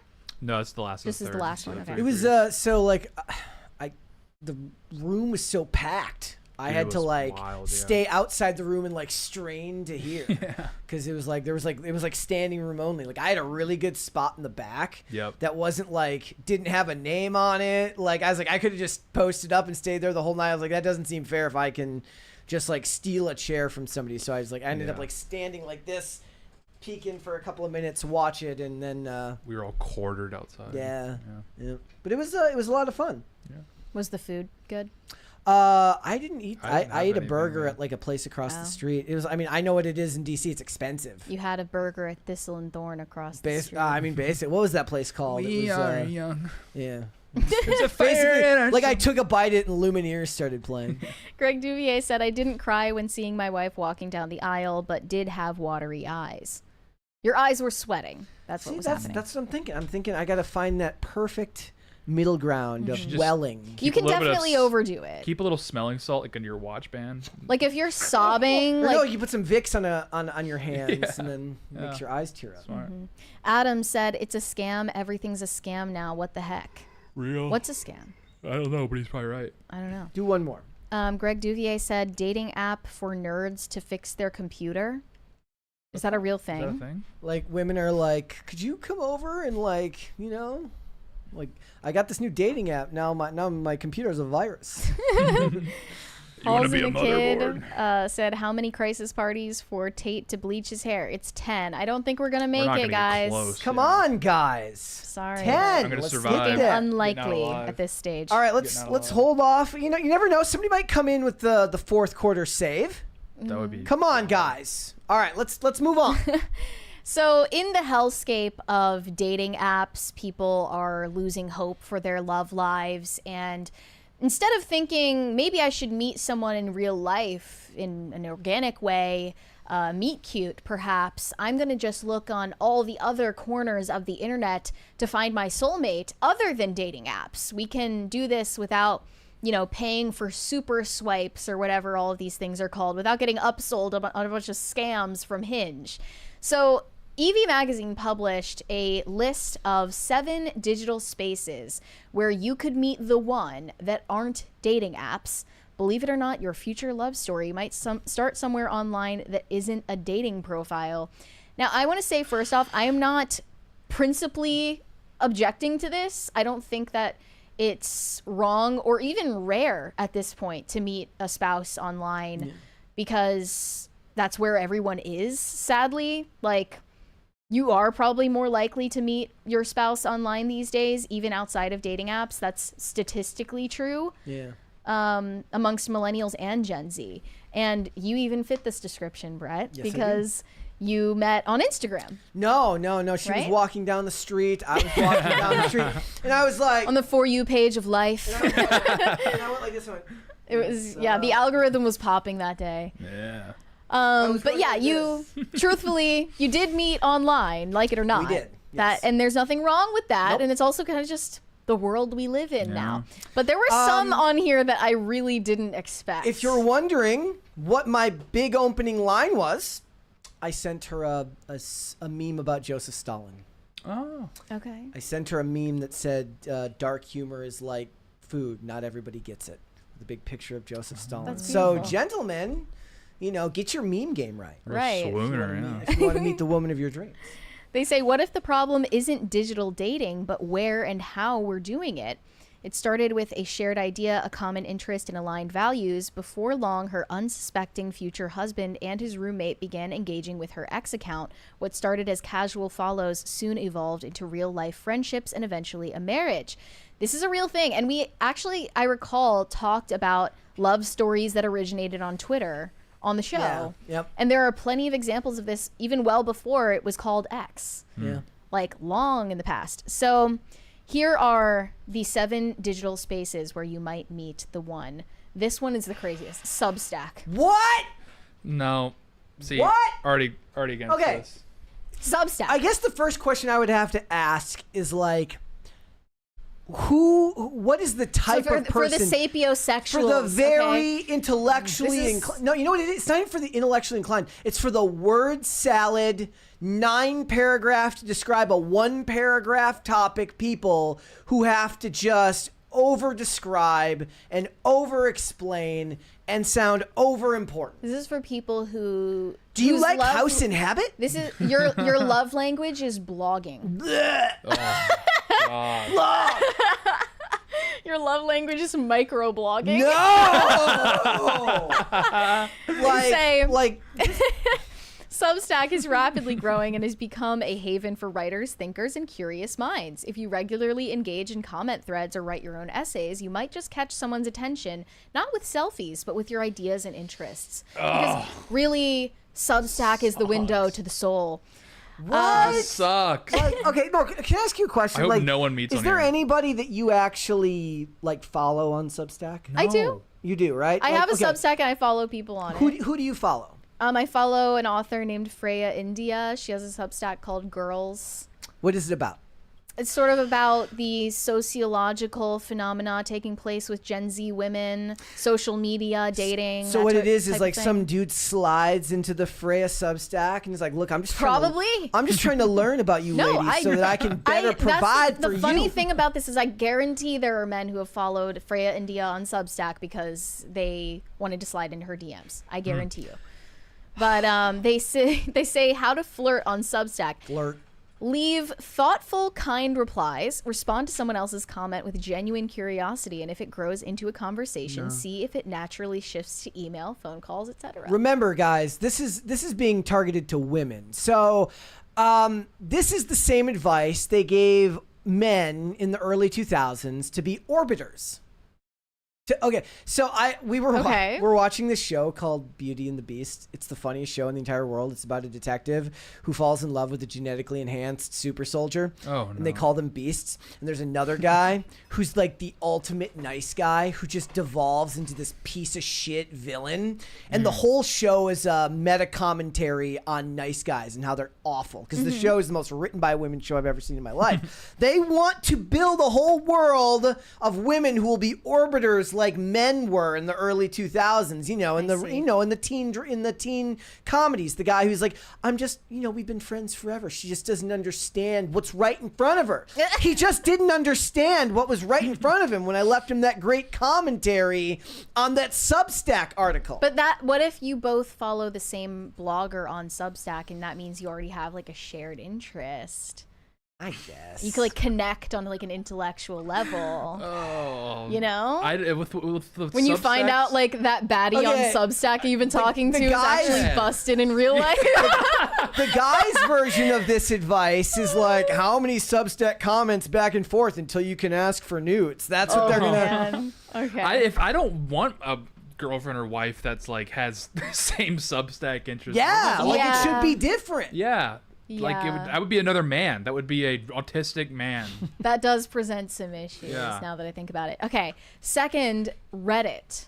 But they mentioned the right corners. Thanks for the updo, missus. Would you like to go on a date? Avoid the chaos of the front page. Niche subreddits, especially those centered on books, faith, philosophy, or hobbies, are full of emotionally intelligent, values-driven people. No, they're not. You can also find threads concerning local interests in case the long distance is a deal breaker for you.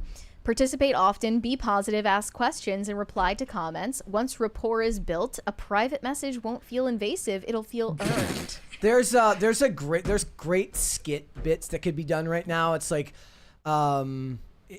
they hire a bunch of women to like embody like, this is your Substack date, this is your Reddit date, and like what they look like. There is no emotionally intelligent people on Reddit. That is the biggest lie I've ever read in my entire life. I hope that this doesn't catch up to me, but I just want to say that I knew someone. I had a friend who met her husband on Reddit. We have a comment in the chat right now that says they met their fiance on Reddit. This is a real thing. Sai 328 says, I met my fiance on a niche Reddit. That's crazy. What was the niche? What was Someone the niche? Someone said r/goon. Was it on that? No, it was that's Oh, no. Well, my friend met her husband on the Catholic dating subreddit. Okay. Because they put up posts for like people, like Catholic singles who want to meet up. He says they thought she was a bot. Yeah, I mean, that's now she's married, and I believe they have a child. So this is a real thing. Is there like r/slurs? Like, you can... Yeah. I actually got censored on the Catholic dating subreddit because I got my post flagged for rage bait. Really? What'd you post? I asked, like, do you guys think that Catholic women have unrealistic standards? And it just immediately got deleted. The mods did not like that one. Okay, third, Instagram. Okay, Brett doesn't have any room to talk. Nope. It's not just a highlight reel. In fact, many couples now report meeting via shared interests through Instagram stories or thoughtful posts. If your feed reflects your values and passions and not just pretty pictures, you can invite authentic connection. React to stories, so literally sending the fire emoji on someone's story. Share something meaningful. If he comments on your post with something thoughtful, engage. From there, a casual DM can unfold into something real. I'm gonna go out on a limb here and say, ladies, if there is a lady in the chat, that's not my fiance. If you send the first message, it's not gonna work. You sure? I'm sure it's worked. Maybe I'm just a pessimist. So you're being traditional about digital dating. My first thought would be like if Olivia had sent me the first message, I'd have been like, what's going on in her life that she's messaging me? There is no way. Why would anybody message me? There is no way to slide into someone's DMs the old-fashioned way. That doesn't exist. Yes, it does. Guys, you have to be the one to message first. Yeah, I agree, actually. This is basic chivalry. It's been around long enough, there's an old I just feel like it's a red flag. If the lady's messaging first, it's a red flag. The react to stories, that maybe was the meta like 2 years ago, but I've seen like women's Instagrams and there's like 100 reactions on every single story now. So you can see reactions? Yeah, if you like click on like who's viewed it and you can see like who's liked it and stuff. I love So now it means nothing. It used to be like a meta, but it doesn't work. It got patched. I love the the videos you've ever seen. It's like what men think we do when he hits the fire emoji on my post. It's like yeah, exactly. Like that's just the peak of chivalry. Or the guy's version of that is like what a guy does every time he hits the fire emoji. It's like he types 3 different attempts in a message. Delete. He scrolls through the different emojis and then he always scrolls back to fire. Mm-hmm. And like they're saying like this is what it's supposed to be like a Rolodex of your personality. I post like every 3 years on my personal. Okay, so we've got one in here proving me wrong. Bagel Bites says I messaged my husband first and we've been married for 7 years. Okay. See, all right. There's at least one example that disproves your point. Look, I'm sure mine was just pure chauvinism, and you're probably right. Also, like an exception doesn't disprove the norm. True. There's also Facebook groups, especially local groups focused on shared values, entrepreneurship, classical education, travel, or faith. People show up more honestly in Facebook groups than on their own timelines. Don't slide in randomly. Comment on mutual posts, join in on discussions, and be warm. When you've established a friendly tone, it's easier to move into private conversation. So actually, remember HRH Collection? Mm-hmm. She met her husband on Facebook groups. She actually, the funny thing is, she posed as a male account on Facebook when she started DMing her husband. And he was gay. He was cool with it. Her husband, she met her husband in Facebook in like local Republican Facebook groups, and he thought that he was messaging a guy. And then she wanted to meet up, and then she was like, "By the way, I'm a girl, LOL." And then they met up and like it worked out, and now they have a baby. Also, I don't have a Facebook. If they have a Facebook, you can go through their wall and like look at all the unhinged shit they say to everybody else. Whatever happened to poking? Yeah. Is that still a thing? No, can you poke someone on can't. Facebook? I don't think so. They should bring that to Instagram. Me too. I would say somehow Instagram, Facebook, and X seem more likely to work for you than say whatever delinquent is on Reddit. Or on Substack. Yeah. Substack. And the fact they led with Substack is whoever wrote this is like wishful thinking. Then that's there's where they want to meet their spouse. TikTok. Believe it or not, TikTok's algorithm can be more effective than dating apps because it matches you with people who share your humor, culture, and worldview. The comment section, that's not true. They just show you something that's going to outrage you. The comment section of a viral video about relationships or faith can feel like a digital speakeasy. How to flirt on TikTok. Engage with mutuals. If someone consistently comments on the same creators or topics, strike up a chat over shared values or aesthetics. Follow them and see if they follow back. Let it simmer. Anything's better than that. What was it? The Donald? r/the Donald. Wasn't there like a Donald dating app? There was a Donald dating app. Wait, you're right. That was back in 2018. It was like the right Donald stuff. Daters. Donald Daters. Or like something. if you're on Donald Daters, you deserve to die alone. Yeah, that's true. You do. You should meet. Imagine meeting your spouse on Truth Social. Like, okay, I bet that's happened. That's better that's than awesome. going on a dating app named after a person.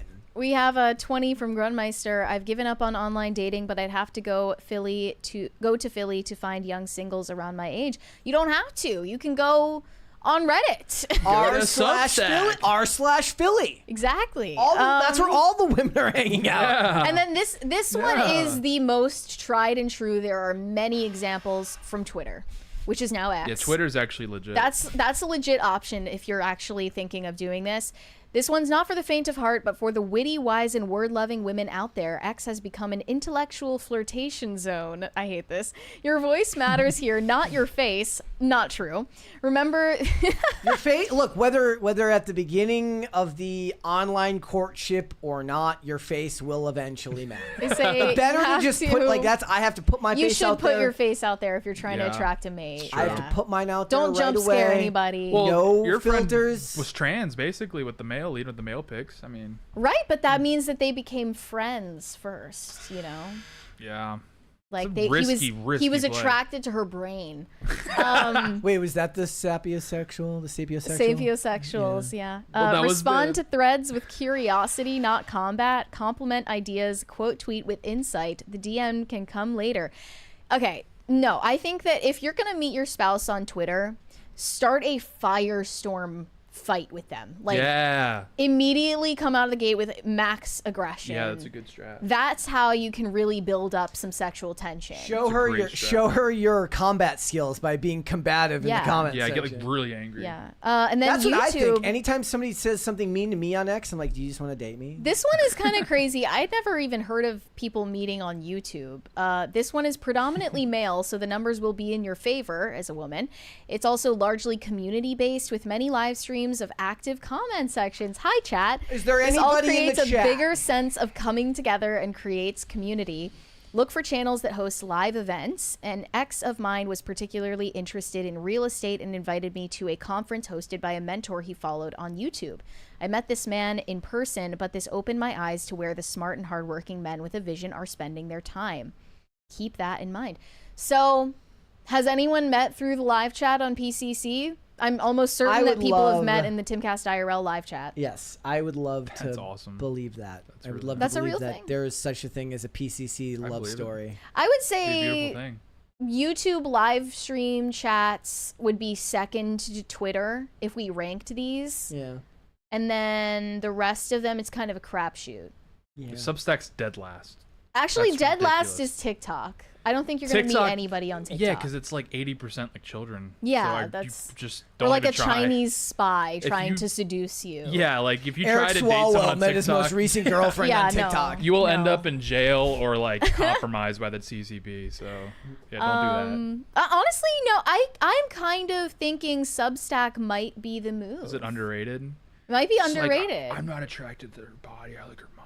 That was that one tweet where there was like a girl apologizing to her boyfriend for cheating, and she's like, I mean, I gave him my body, but I giving you my mind. And he was like, that's the worst part. Well, also, okay, if you're subscribed and if you're paying for a Substack and that's like a community that's exclusive in some way and they have forums, like, I don't know, I don't pay for anyone's Substack, so I don't know how this works, but I think it's high investment at the very least. Yeah. Like that Substack though. That's a good start, that it's a high investment online community. I mean, you're convincing me. Because the problem with dating apps is how low investment it is just to swipe people, and it means nothing, and you don't know if the person is going to really show up in real life. Number 8 is personal ads in the newspaper.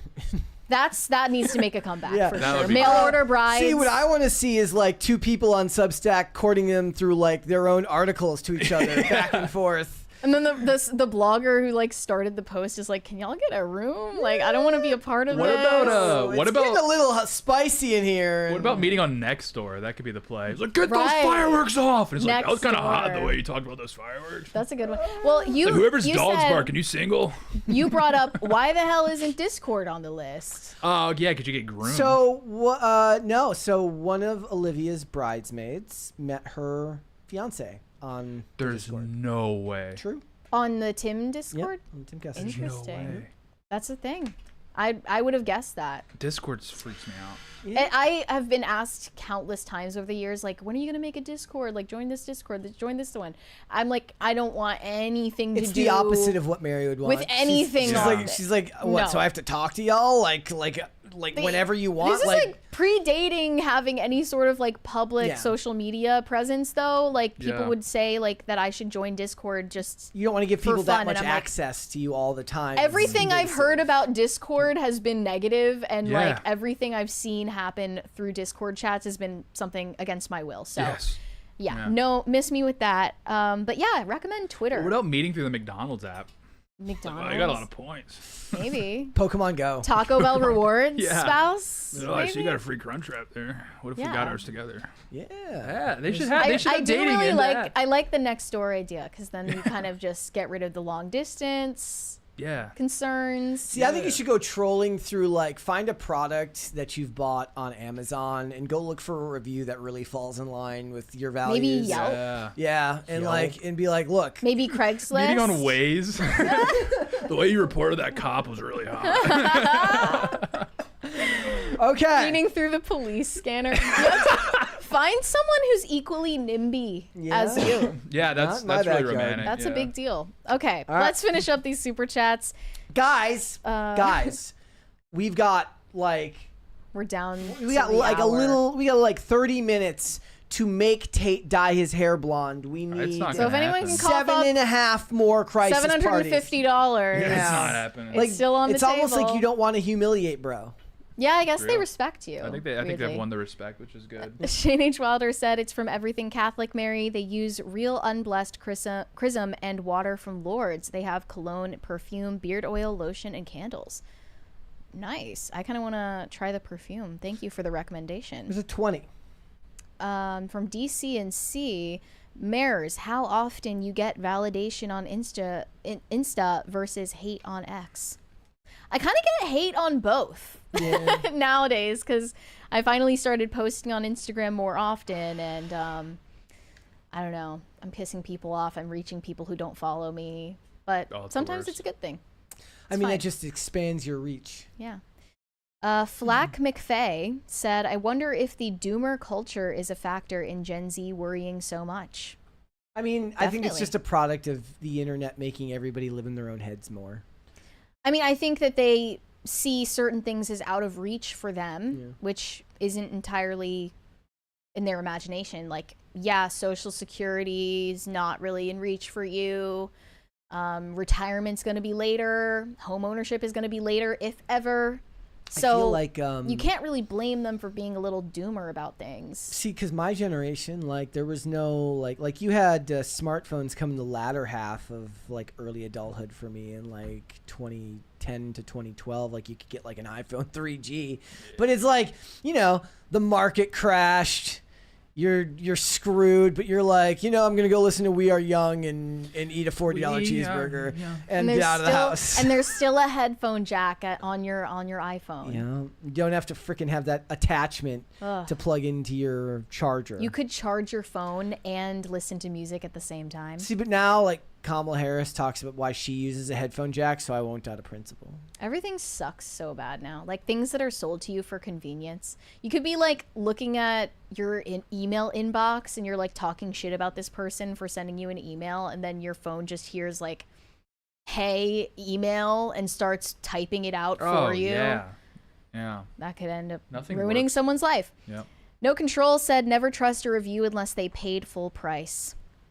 Yeah. I don't know. I mean, would you not trust a food review influencer because they get free food? Kind of. I mean, it's kind of the same principle that people have. Like, if you're gonna do movie reviews, you should at least disclose if you're getting screeners. Like, Jeremy Johns gets screeners or goes to the theater through, like, you know, like media screening to see his movies, but he's always been very open about that, and he's not a shill. But there's like, then we have that thing the other day with the guys like, you know, maybe it's your fault you don't like the movies these days. Maybe you guys are the pieces of shit and the studios didn't do anything wrong because you're freaking stupid and you like Jurassic Park. Because dinosaurs are dumb and superheroes are smart. Superheroes are the extent of human literacy and dinosaurs are for dummies. Comic books are super intellectual. Real.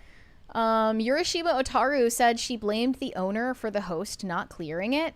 Yeah, that seemed to be the situation. Like, this host responded to her on Instagram and then approved this without telling the owner, and then the owner shows up and he's like, why the fuck are you inviting TikTokers and giving them free food from my restaurant? Like, but take that up with the employee, not the TikToker. It's even sadder if that guy's like, that's just his favorite micro influencer and he just really wants to get her out to the restaurant. We got some Rumble rants here. This one's from PKWT. 012 says, speaking of dating apps, what the F is up with women having a Joe Dirt style mullet? Is that true? Are those in these days? I've seen them. They are in. Yeah. Okay. It's a little That's strange. horrible. Urka says, that cringe of the day hit different and I don't like it. Also, it says, I'm anti-Tate not being blonde, so I opt for my chat to not help support that cause. Darn. Can't do that. We appreciate it. It's like your tax money. You can't decide where it goes. Like, you want it to go to roads, but it's going to go to, like, droning other countries. Saranko Production says, no one super chatting to dye Tate's hair blonde is a recession indicator. So also, true. me using Real. Rumble to send this instead of YouTube is also a recession indicator. Wait, why? Is Rumble a recession indicator? Maybe. Substack's a recession indicator. Is simulcasting a recession indicator? Yes. Grog Bear the Fearsome says, glad that meme helped someone, Brett. I wore that Stalin meme on a T-shirt to a date a few years ago, and I don't think it worked out too well. Well, yeah, man, you gotta find the T-shirt isn't the move. You gotta find yourself someone who hates In communism. fact, maybe having a T-shirt with a meme on it is a fashion faux pas. Maybe don't like wear memes on your clothes. Maybe it's not the meme. Maybe it was just the picture of Stalin, in which case it's mixed signals, and Yeah. it's just like, hey, it's like that meme of Hassan, where it says like racism, sexism, homophobia, transphobia, bigotry, and then somebody says, "This is sending me." I have no idea if the shirt means he's for or against any of these Racism, things. knock it off. Yeah. Bigotry, knock it off. Fat phobia, knock it off. The rest of them, fair play. Hiroshima Otaru said this one is from Kenneth Hart. Did you guys hear Tate's joke on members only about India's Kids' Choice Award last night? Don't say it on YouTube, but definitely ask or join members. Yeah. Was it that bad? It's like it won't get you flagged. It was just really racist. Cool. Yeah. Well, I regrettably cannot find out at the moment. Shane H. Wilder said, Brett just didn't want to sit across from me, JK. Nah, bro, that room was like 800 degrees in there too. I was moving wherever. Packed like I was sardines in moving there. anywhere there was air conditioning or places to. It was rough. No Control said, New King of the Hill is pretty good. Seen it yet? I thought a lot of people were saying it was terrible. I saw a couple people say it was good. I saw a couple people say it was bad, and then I saw that that Hank Hill did an interview with Theo Von, and I'm like, oh. You mean the character, The character. or the voice actor? No, the character is in an interview with Theo Von. Clearly, I guess maybe somebody motion captured in the seat. I don't know. Oh, you don't think it was actually Hank? No, I don't think it was actually Hank. That's awful. That's like tarnishing Theo Von's brand. It's very Savannah Bananas coded when you really think about it. It's so blue collar. Have you been seeing Zoomers using like blue collar as a slur? Yeah, now? like incorrectly too. It's so funny. Like anything that's cringe, it's basically like blue collar is a synonym for cringe. You use C++? That's so blue collar. I saw someone unironically in Instagram comment section saying Kohl's was blue collar. They were just like over and over again. That actually makes sense, but like they're just saying that something is cringe by calling it blue collar. They mean they're like, it was like a picture of like the heat they got at Kohl's, and everyone's like, yeah, it's so blue collar. It's just like, But if you're blue collar and you're invited to a funeral, you're gonna get a suit at Kohl's. That's or Macy's. Yeah. I don't know. Yeah. I think Kohl's is just washed. I don't think it's white or blue collar. What are you supposed to go to? Vineyard Vines? Imagine who are the people who are like stacking go up to Kohl's cash. Do you have Kohl's cash? My mom does. Olivia was telling me this story about maybe it was you or about a Caleb Hammer person, like somebody who went on Caleb Hammer and had like $26,000 in debt to Kohl's. How? Or maybe it was JCPenney's. What can you even buy at Kohl's? It's that expensive. I think it was Olivia who said Olivia loves Caleb Hammer, and it was like somebody who was just like $26K in debt to Kohl's. Kohl's does that thing where like you shop and they like everything in the store is 80% off, and then you get to the end, the receipt prints off, and they get the big red marker, and they're like, yeah, you saved here and here, you saved here, you saved here, and I was like, do you guys make money? How do you guys make money? It was somebody the else. Red marker. Yeah, it was some. And they're like writing up and down on it. I'm like, dude, relax. It must have been another. It was like a podcast or something that I was listening to where they found out later that whoever bought Kohl's one day like decided to just slash all the prices to like the sales price all the time. time, and the business just tanked because people want the sales. Yeah, they want to feel like they're getting a bargain. They don't want to pay $40. They want to pay $40 with a sign that says "used to be $80." Yeah, Right, literally. Exactly. We have a 20 from Grunmeister. Rumble won't let me watch. YouTube typing on my phone sucks. I'm pro punishing Tate for accepting this bet. Well, thank you for contributing to the Bleach Fund. We're getting there. We're at 4. Yeah. We're not quite halfway there, but I think that there could be an angel investor in Tate's blonde hair. Yeah, The a philanthropist. CEO of L'Oreal or something. Do we have any billionaires that watch PCC? Any billionaire Gotta hair be at least product. I have a genuine question. Maybe if you're watching this on the replay, are there any millionaires who watch PCC? Yeah. I guess technically that'd be Tim, but he doesn't watch the show. I don't know if anyone in the chat would be like, if you're a millionaire, you're probably pretty smart and you don't want to tell people about what you make. TX Goliath said, Email your W-2s in. Yeah. How long must you wait to get married now in 2025?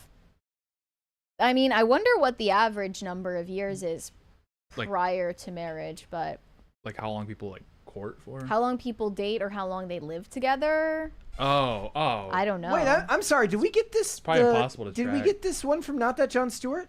The Come On Guys?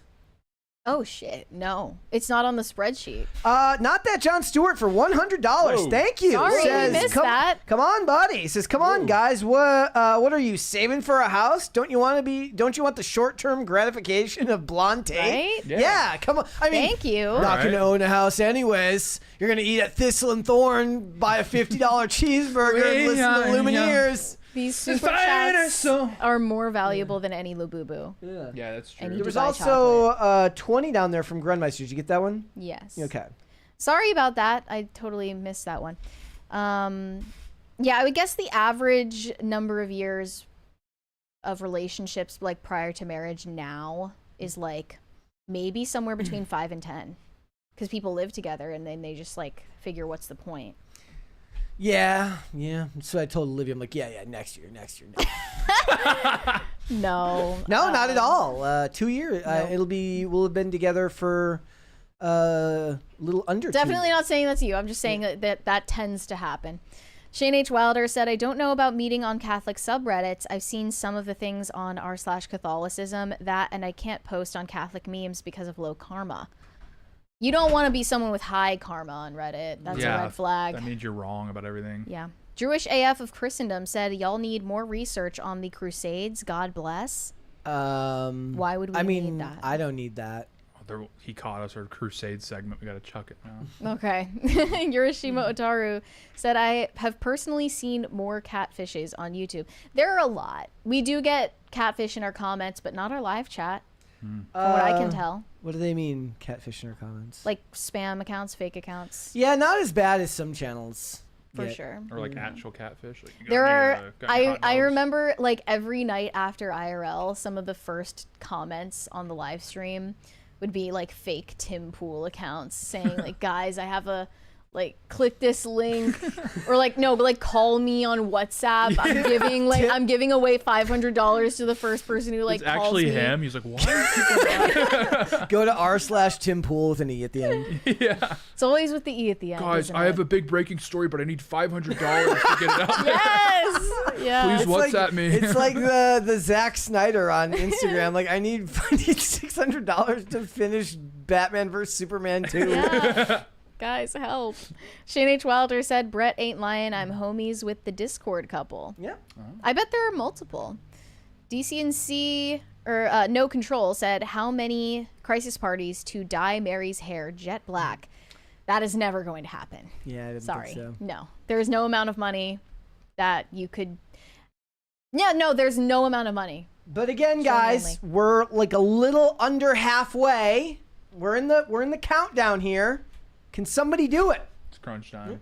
Because I'm trying to think, how many crisis parties would we need to get to actually make the difference of how much I've spent on bleaching my hair over the last several years? So how much does it cost every time you bleach it? Yeah, I need to know this just in case.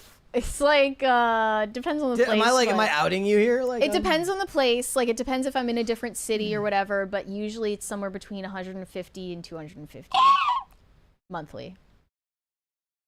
You can't just use real bleach? No, it's real. It's real bleach. It's just. It's bleach. It's Oxyhammer. It's Armor? okay. I'm not gonna soak my hair in like cleaning bleach from the store. I thought that's what like, you do. No. No, I'm cooked.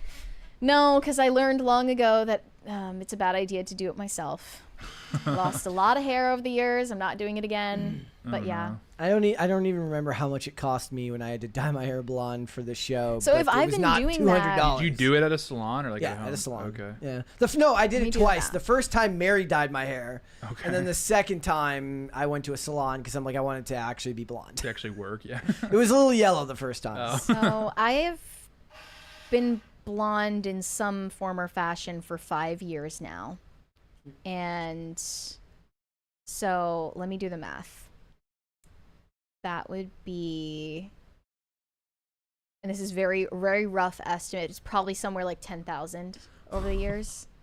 And it's maybe less than that if I took a break somewhere in between. You're never gonna own a house because you're gonna eat out every night at DoorDash. It's and all the bleach your hair. lattes. It's all the Dubai chocolate. It's all the Labubus, the crumble. Hey, I did Labubu dyed the hair blonde. It's worth it. I don't care. I did send Mary a story today about. What? Hold on. Hey, Labubu. Okay, about Labubus? Labubu. Oh yeah, you said there's a 20-pound Labubu or something? No. Whoa. TikToker accused of putting her KSI Labubu in blackface. There's a KSI Labubu. Why? That's news to me. Yeah.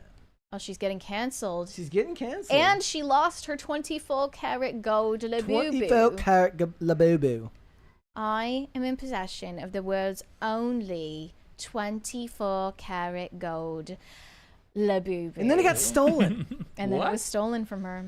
She's not having good luck. No. Shane H. Wilder said, I should note that the Everything Catholic cologne/perfume is unisex. It all smells like Chrism. Also relatively cheap at $13.99 a bottle. Oh, I'm sold. So are you risen with the chrism? Risen with the Chrism. I like that. They should rename the perfume.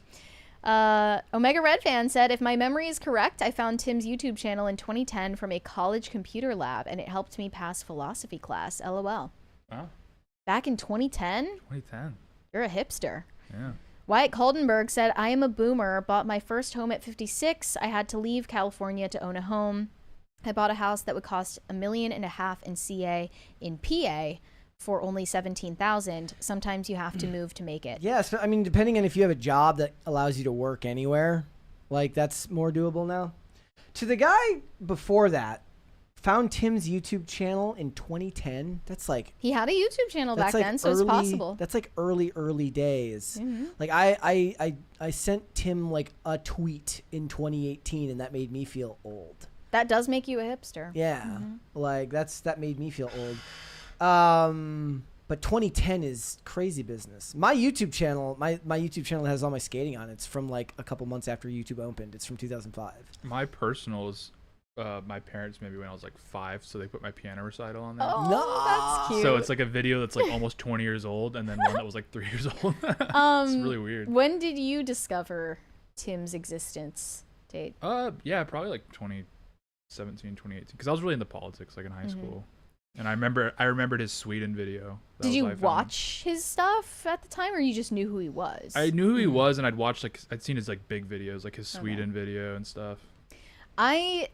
The only impression I had of Tim before working at this company is I knew of him, I knew who he was, but I'd only seen a video of him at some Antifa rally where somebody grabbed his beanie off of his head. That was you're like, that's how you knew him? That's like the first thing I thought of when I heard the words Tim Pool. It was like, oh, that guy that had his beanie snatched off his head. Yeah. Well, Matan just did that again. Yeah, there's a whole new generation. So it's like a full circle moment. It's another if you think about generation. it. The for me it was like I had jobs that just allowed me to listen to nothing but YouTube and podcasting all day, so I was just getting radicalized on YouTube in 2017. Went down the alt-right pipeline. Well, I mean, all the way back to I guess 2014 and then onwards, but mainly, once 2017 came around, it was around that time, I guess. Shane H. Wilder said, see, Brett, this is why I drank. Then I didn't care that it was hot. It just meant that I got to call Alex Stein an MFer and drop the C-bomb on Mike.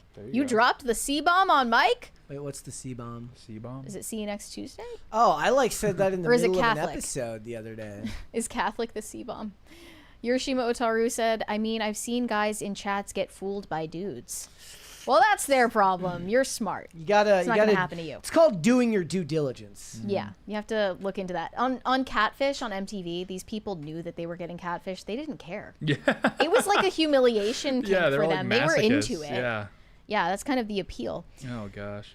Grunmeister said, so that's where all this money is going. I think we should tell you to save that money, Mary, even though it does look good. Okay, just in case anyone was confused, because we have said this before, we've clarified in the past, we do not keep the super chat money that is sent to this show. It goes to the company's revenue. In case anyone was confused about that, it's not going into our bank accounts. It's what keeps us employed because it keeps the show viable to everyone. So thank you guys so much for that. Look, I'm afraid to say it, Tate, but I'm thrilled. He doesn't have to die. So yeah. I don't want to drop $200 on a hair blonde. Somebody says Brett has a husband named Alex. Yes, I do. Do we have any more on Rumble? I just checked. We are all caught up. They're doing a little trolling down there in the comments. We can e-beg for a few more minutes. I've been catfished by tortas. Oh no. We've all been there. Primetime Alex Stein once told MSNBC, and he said MSNBC twice, that they suck live. Yeah, I saw that clip yesterday.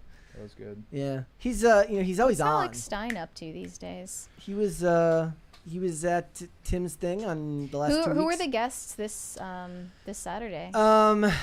Angry Cops. Yeah, Angry Cops. Richard High, that's his name. And then Michael Malice. Michael Malice. I thought that was this past Saturday. What? Oh, next Saturday. It's like Myron Gaines and Kat Timp. Myron Gaines, Kat Timp, and then like this leftist lady streamer. So they're supposed to argue about feminism, I guess? Yeah, it's gonna be really good.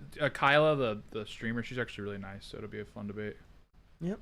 Okay. And then this past weekend, I asked I was like, I got a chance to talk to the dude. What's his name? Angry Cops, Richard High. Richard High. I was like, so how is like TV like ruined policing? Did he feel strongly about this? He had a long answer. Huh. I mean, it was kind of what I expected, which is what I've always heard, which is like people think that like everything is CSI. There's like blood evidence at every scene, and like they're going to be shown proof when they go to trial of like the crime. Like, here's a video of the guy with like a high def image of his face committing the crime, and here's the blood evidence, and here's the spit and the sweat. There are still people who think that Luigi Mangione was framed.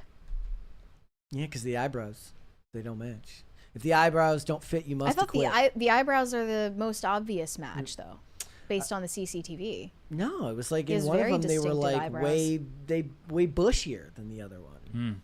He has really bushy eyebrows, though. But in the image of him pulling the mask down and smiling, they weren't bushy. But then, what is the explanation for like why he was in a random McDonald's with a note that explained why he did it? CIA.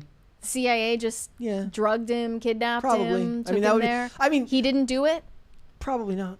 I wonder why the CIA wanted to kill Brian Thompson. I have no idea. None of it's adding up. Shane H. Wilder said, for Tim, it was 2016 during the battle for Berkeley, back in the days of Based Stickman. And yes, I gave a see you next Tuesday on mic and Ish talked Stein. There you go. Good for you. They're like asking like how like we all met or like got a job here. I did not meet Tim at a skate park. We didn't have a meet cute at a skate park. No. I don't remember when I told this story, but you can find that somewhere on the channel. Yeah. Hiroshima Otaru said there are still people that think OJ was innocent. Yeah, I mean, that's less popular even than the Luigi theory. I've seen tons of Luigi fan accounts who literally think that he's innocent. Yeah, the OJ thing was like people knew he was guilty. They just didn't want him to go to jail. Right. I thought that was the Luigi stands. Like, I thought the Luigi stands were like pro-murder, but a lot of them legitimately think that he didn't do it. Like, I mean, doesn't that defeat the purpose? There's someone that actually really cares about healthcare CEOs. Who are like, he wouldn't do them. Right, like that. exactly. He's a good guy. Yeah. Bill Burr is the one who's like, you know what? Maybe he wasn't wrong. Oh, like, he sucks. That was crazy. You gotta vote for Trump. Just kidding. Yeah. He's gay. Yeah. It's like, wow, it's a Democrat that says retard. We've never seen this before. Oh my gosh. Yeah. Wow. Brian Bledsoe said, do a poll tomorrow for millionaires. Should we just ask, like, are you a millionaire? Yes or no? Half of them say yes. Or should we like put like not a millionaire, millionaire, and billionaire, and just find out if there's like one billionaire that watches us? That would be. I bet a billionaire is tuned in at one point or another. At some point or another. There are plenty of them. You know what? I bet you Elon Musk accidentally ended up on a stream of ours at some point. He liked one of my tweets. There you go. Really? There you go. Yeah, it was about Lana. He's a fan. Nice. Shane H. Wilder said, "Go back to the 1K subs ep for the Mary bar fight." Yeah, y'all bribed me into telling that story. It's a good story. That was a good one. All right, guys. Before we go, I want to say how sad I am that we're not going to see Tate as a blonde. It's a shame. But you have like 2 minutes if somebody wants. It's a Like I lost said, opportunity. angel investor. It's your loss. Yeah, it's your loss. That's okay. Guys, hit the like button on this video and subscribe to the channel if you are new here and you have not subscribed here yet already. Please and thank you. Thanks to all of you who tuned in today, both on YouTube and on Rumble. Again, without you guys, the show doesn't exist. Like people asking, like, where do the super chats go? Like the show doesn't exist if people don't tune in and watch. So thank you guys so much for that. Tate, where can they find not blonde you? Yeah, it's true. Yeah, you can find me on X and Instagram at Real Tate Brown. Thanks for watching the live show earlier. That was fun. The last 2 days, a little terrifying. So I'm glad you guys bared with me, but it was a lot of fun. What if you bleached your hair and then you changed your username to Tate Blonde? That would be perfect. That could be interesting. We could have had something nice going on here. Well, too bad, guys. Okay.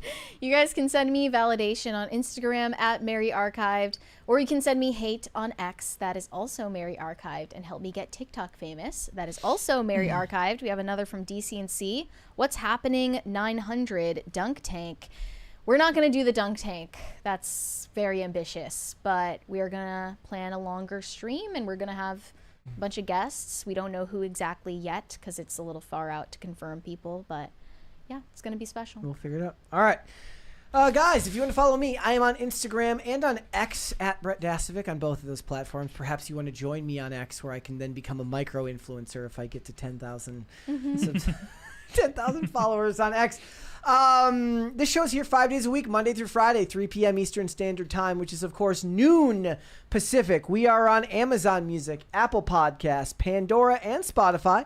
If you guys would like to listen rather than just watch this show, you can also rate and review on Apple Podcasts and on Spotify, which is always a great way to help out the channel, so thank you so much for that. If you want to follow us on social media, we are on Twix at popculture_show, Facebook at Pop Culture Crisis, Instagram at Pop Culture Crisis Pod. Mary, there's one more there. Not that John Stewart sent us a 20 saying you're lucky there is a $500 per day super chat limit, Tate. Ooh, I didn't know there was a 500 limit per day on you guys. You got out alive. Yeah. That's crazy. Yeah. Why? I wonder why. Like in case like someone's getting like 10-year-old hacked. is like I don't know. it's like loot boxes back in the day when kids would just like buy a gazillion dollars worth of stuff with their parents' money on some video game. I don't think that mobile games. I don't think like Raid Shadow Legends has that limit on their users. Not, no. This episode is sponsored by Raid Shadow Legends. No, I wish. Guys, we'll be back with another episode tomorrow. We will see you guys then. Bye. Later, everybody.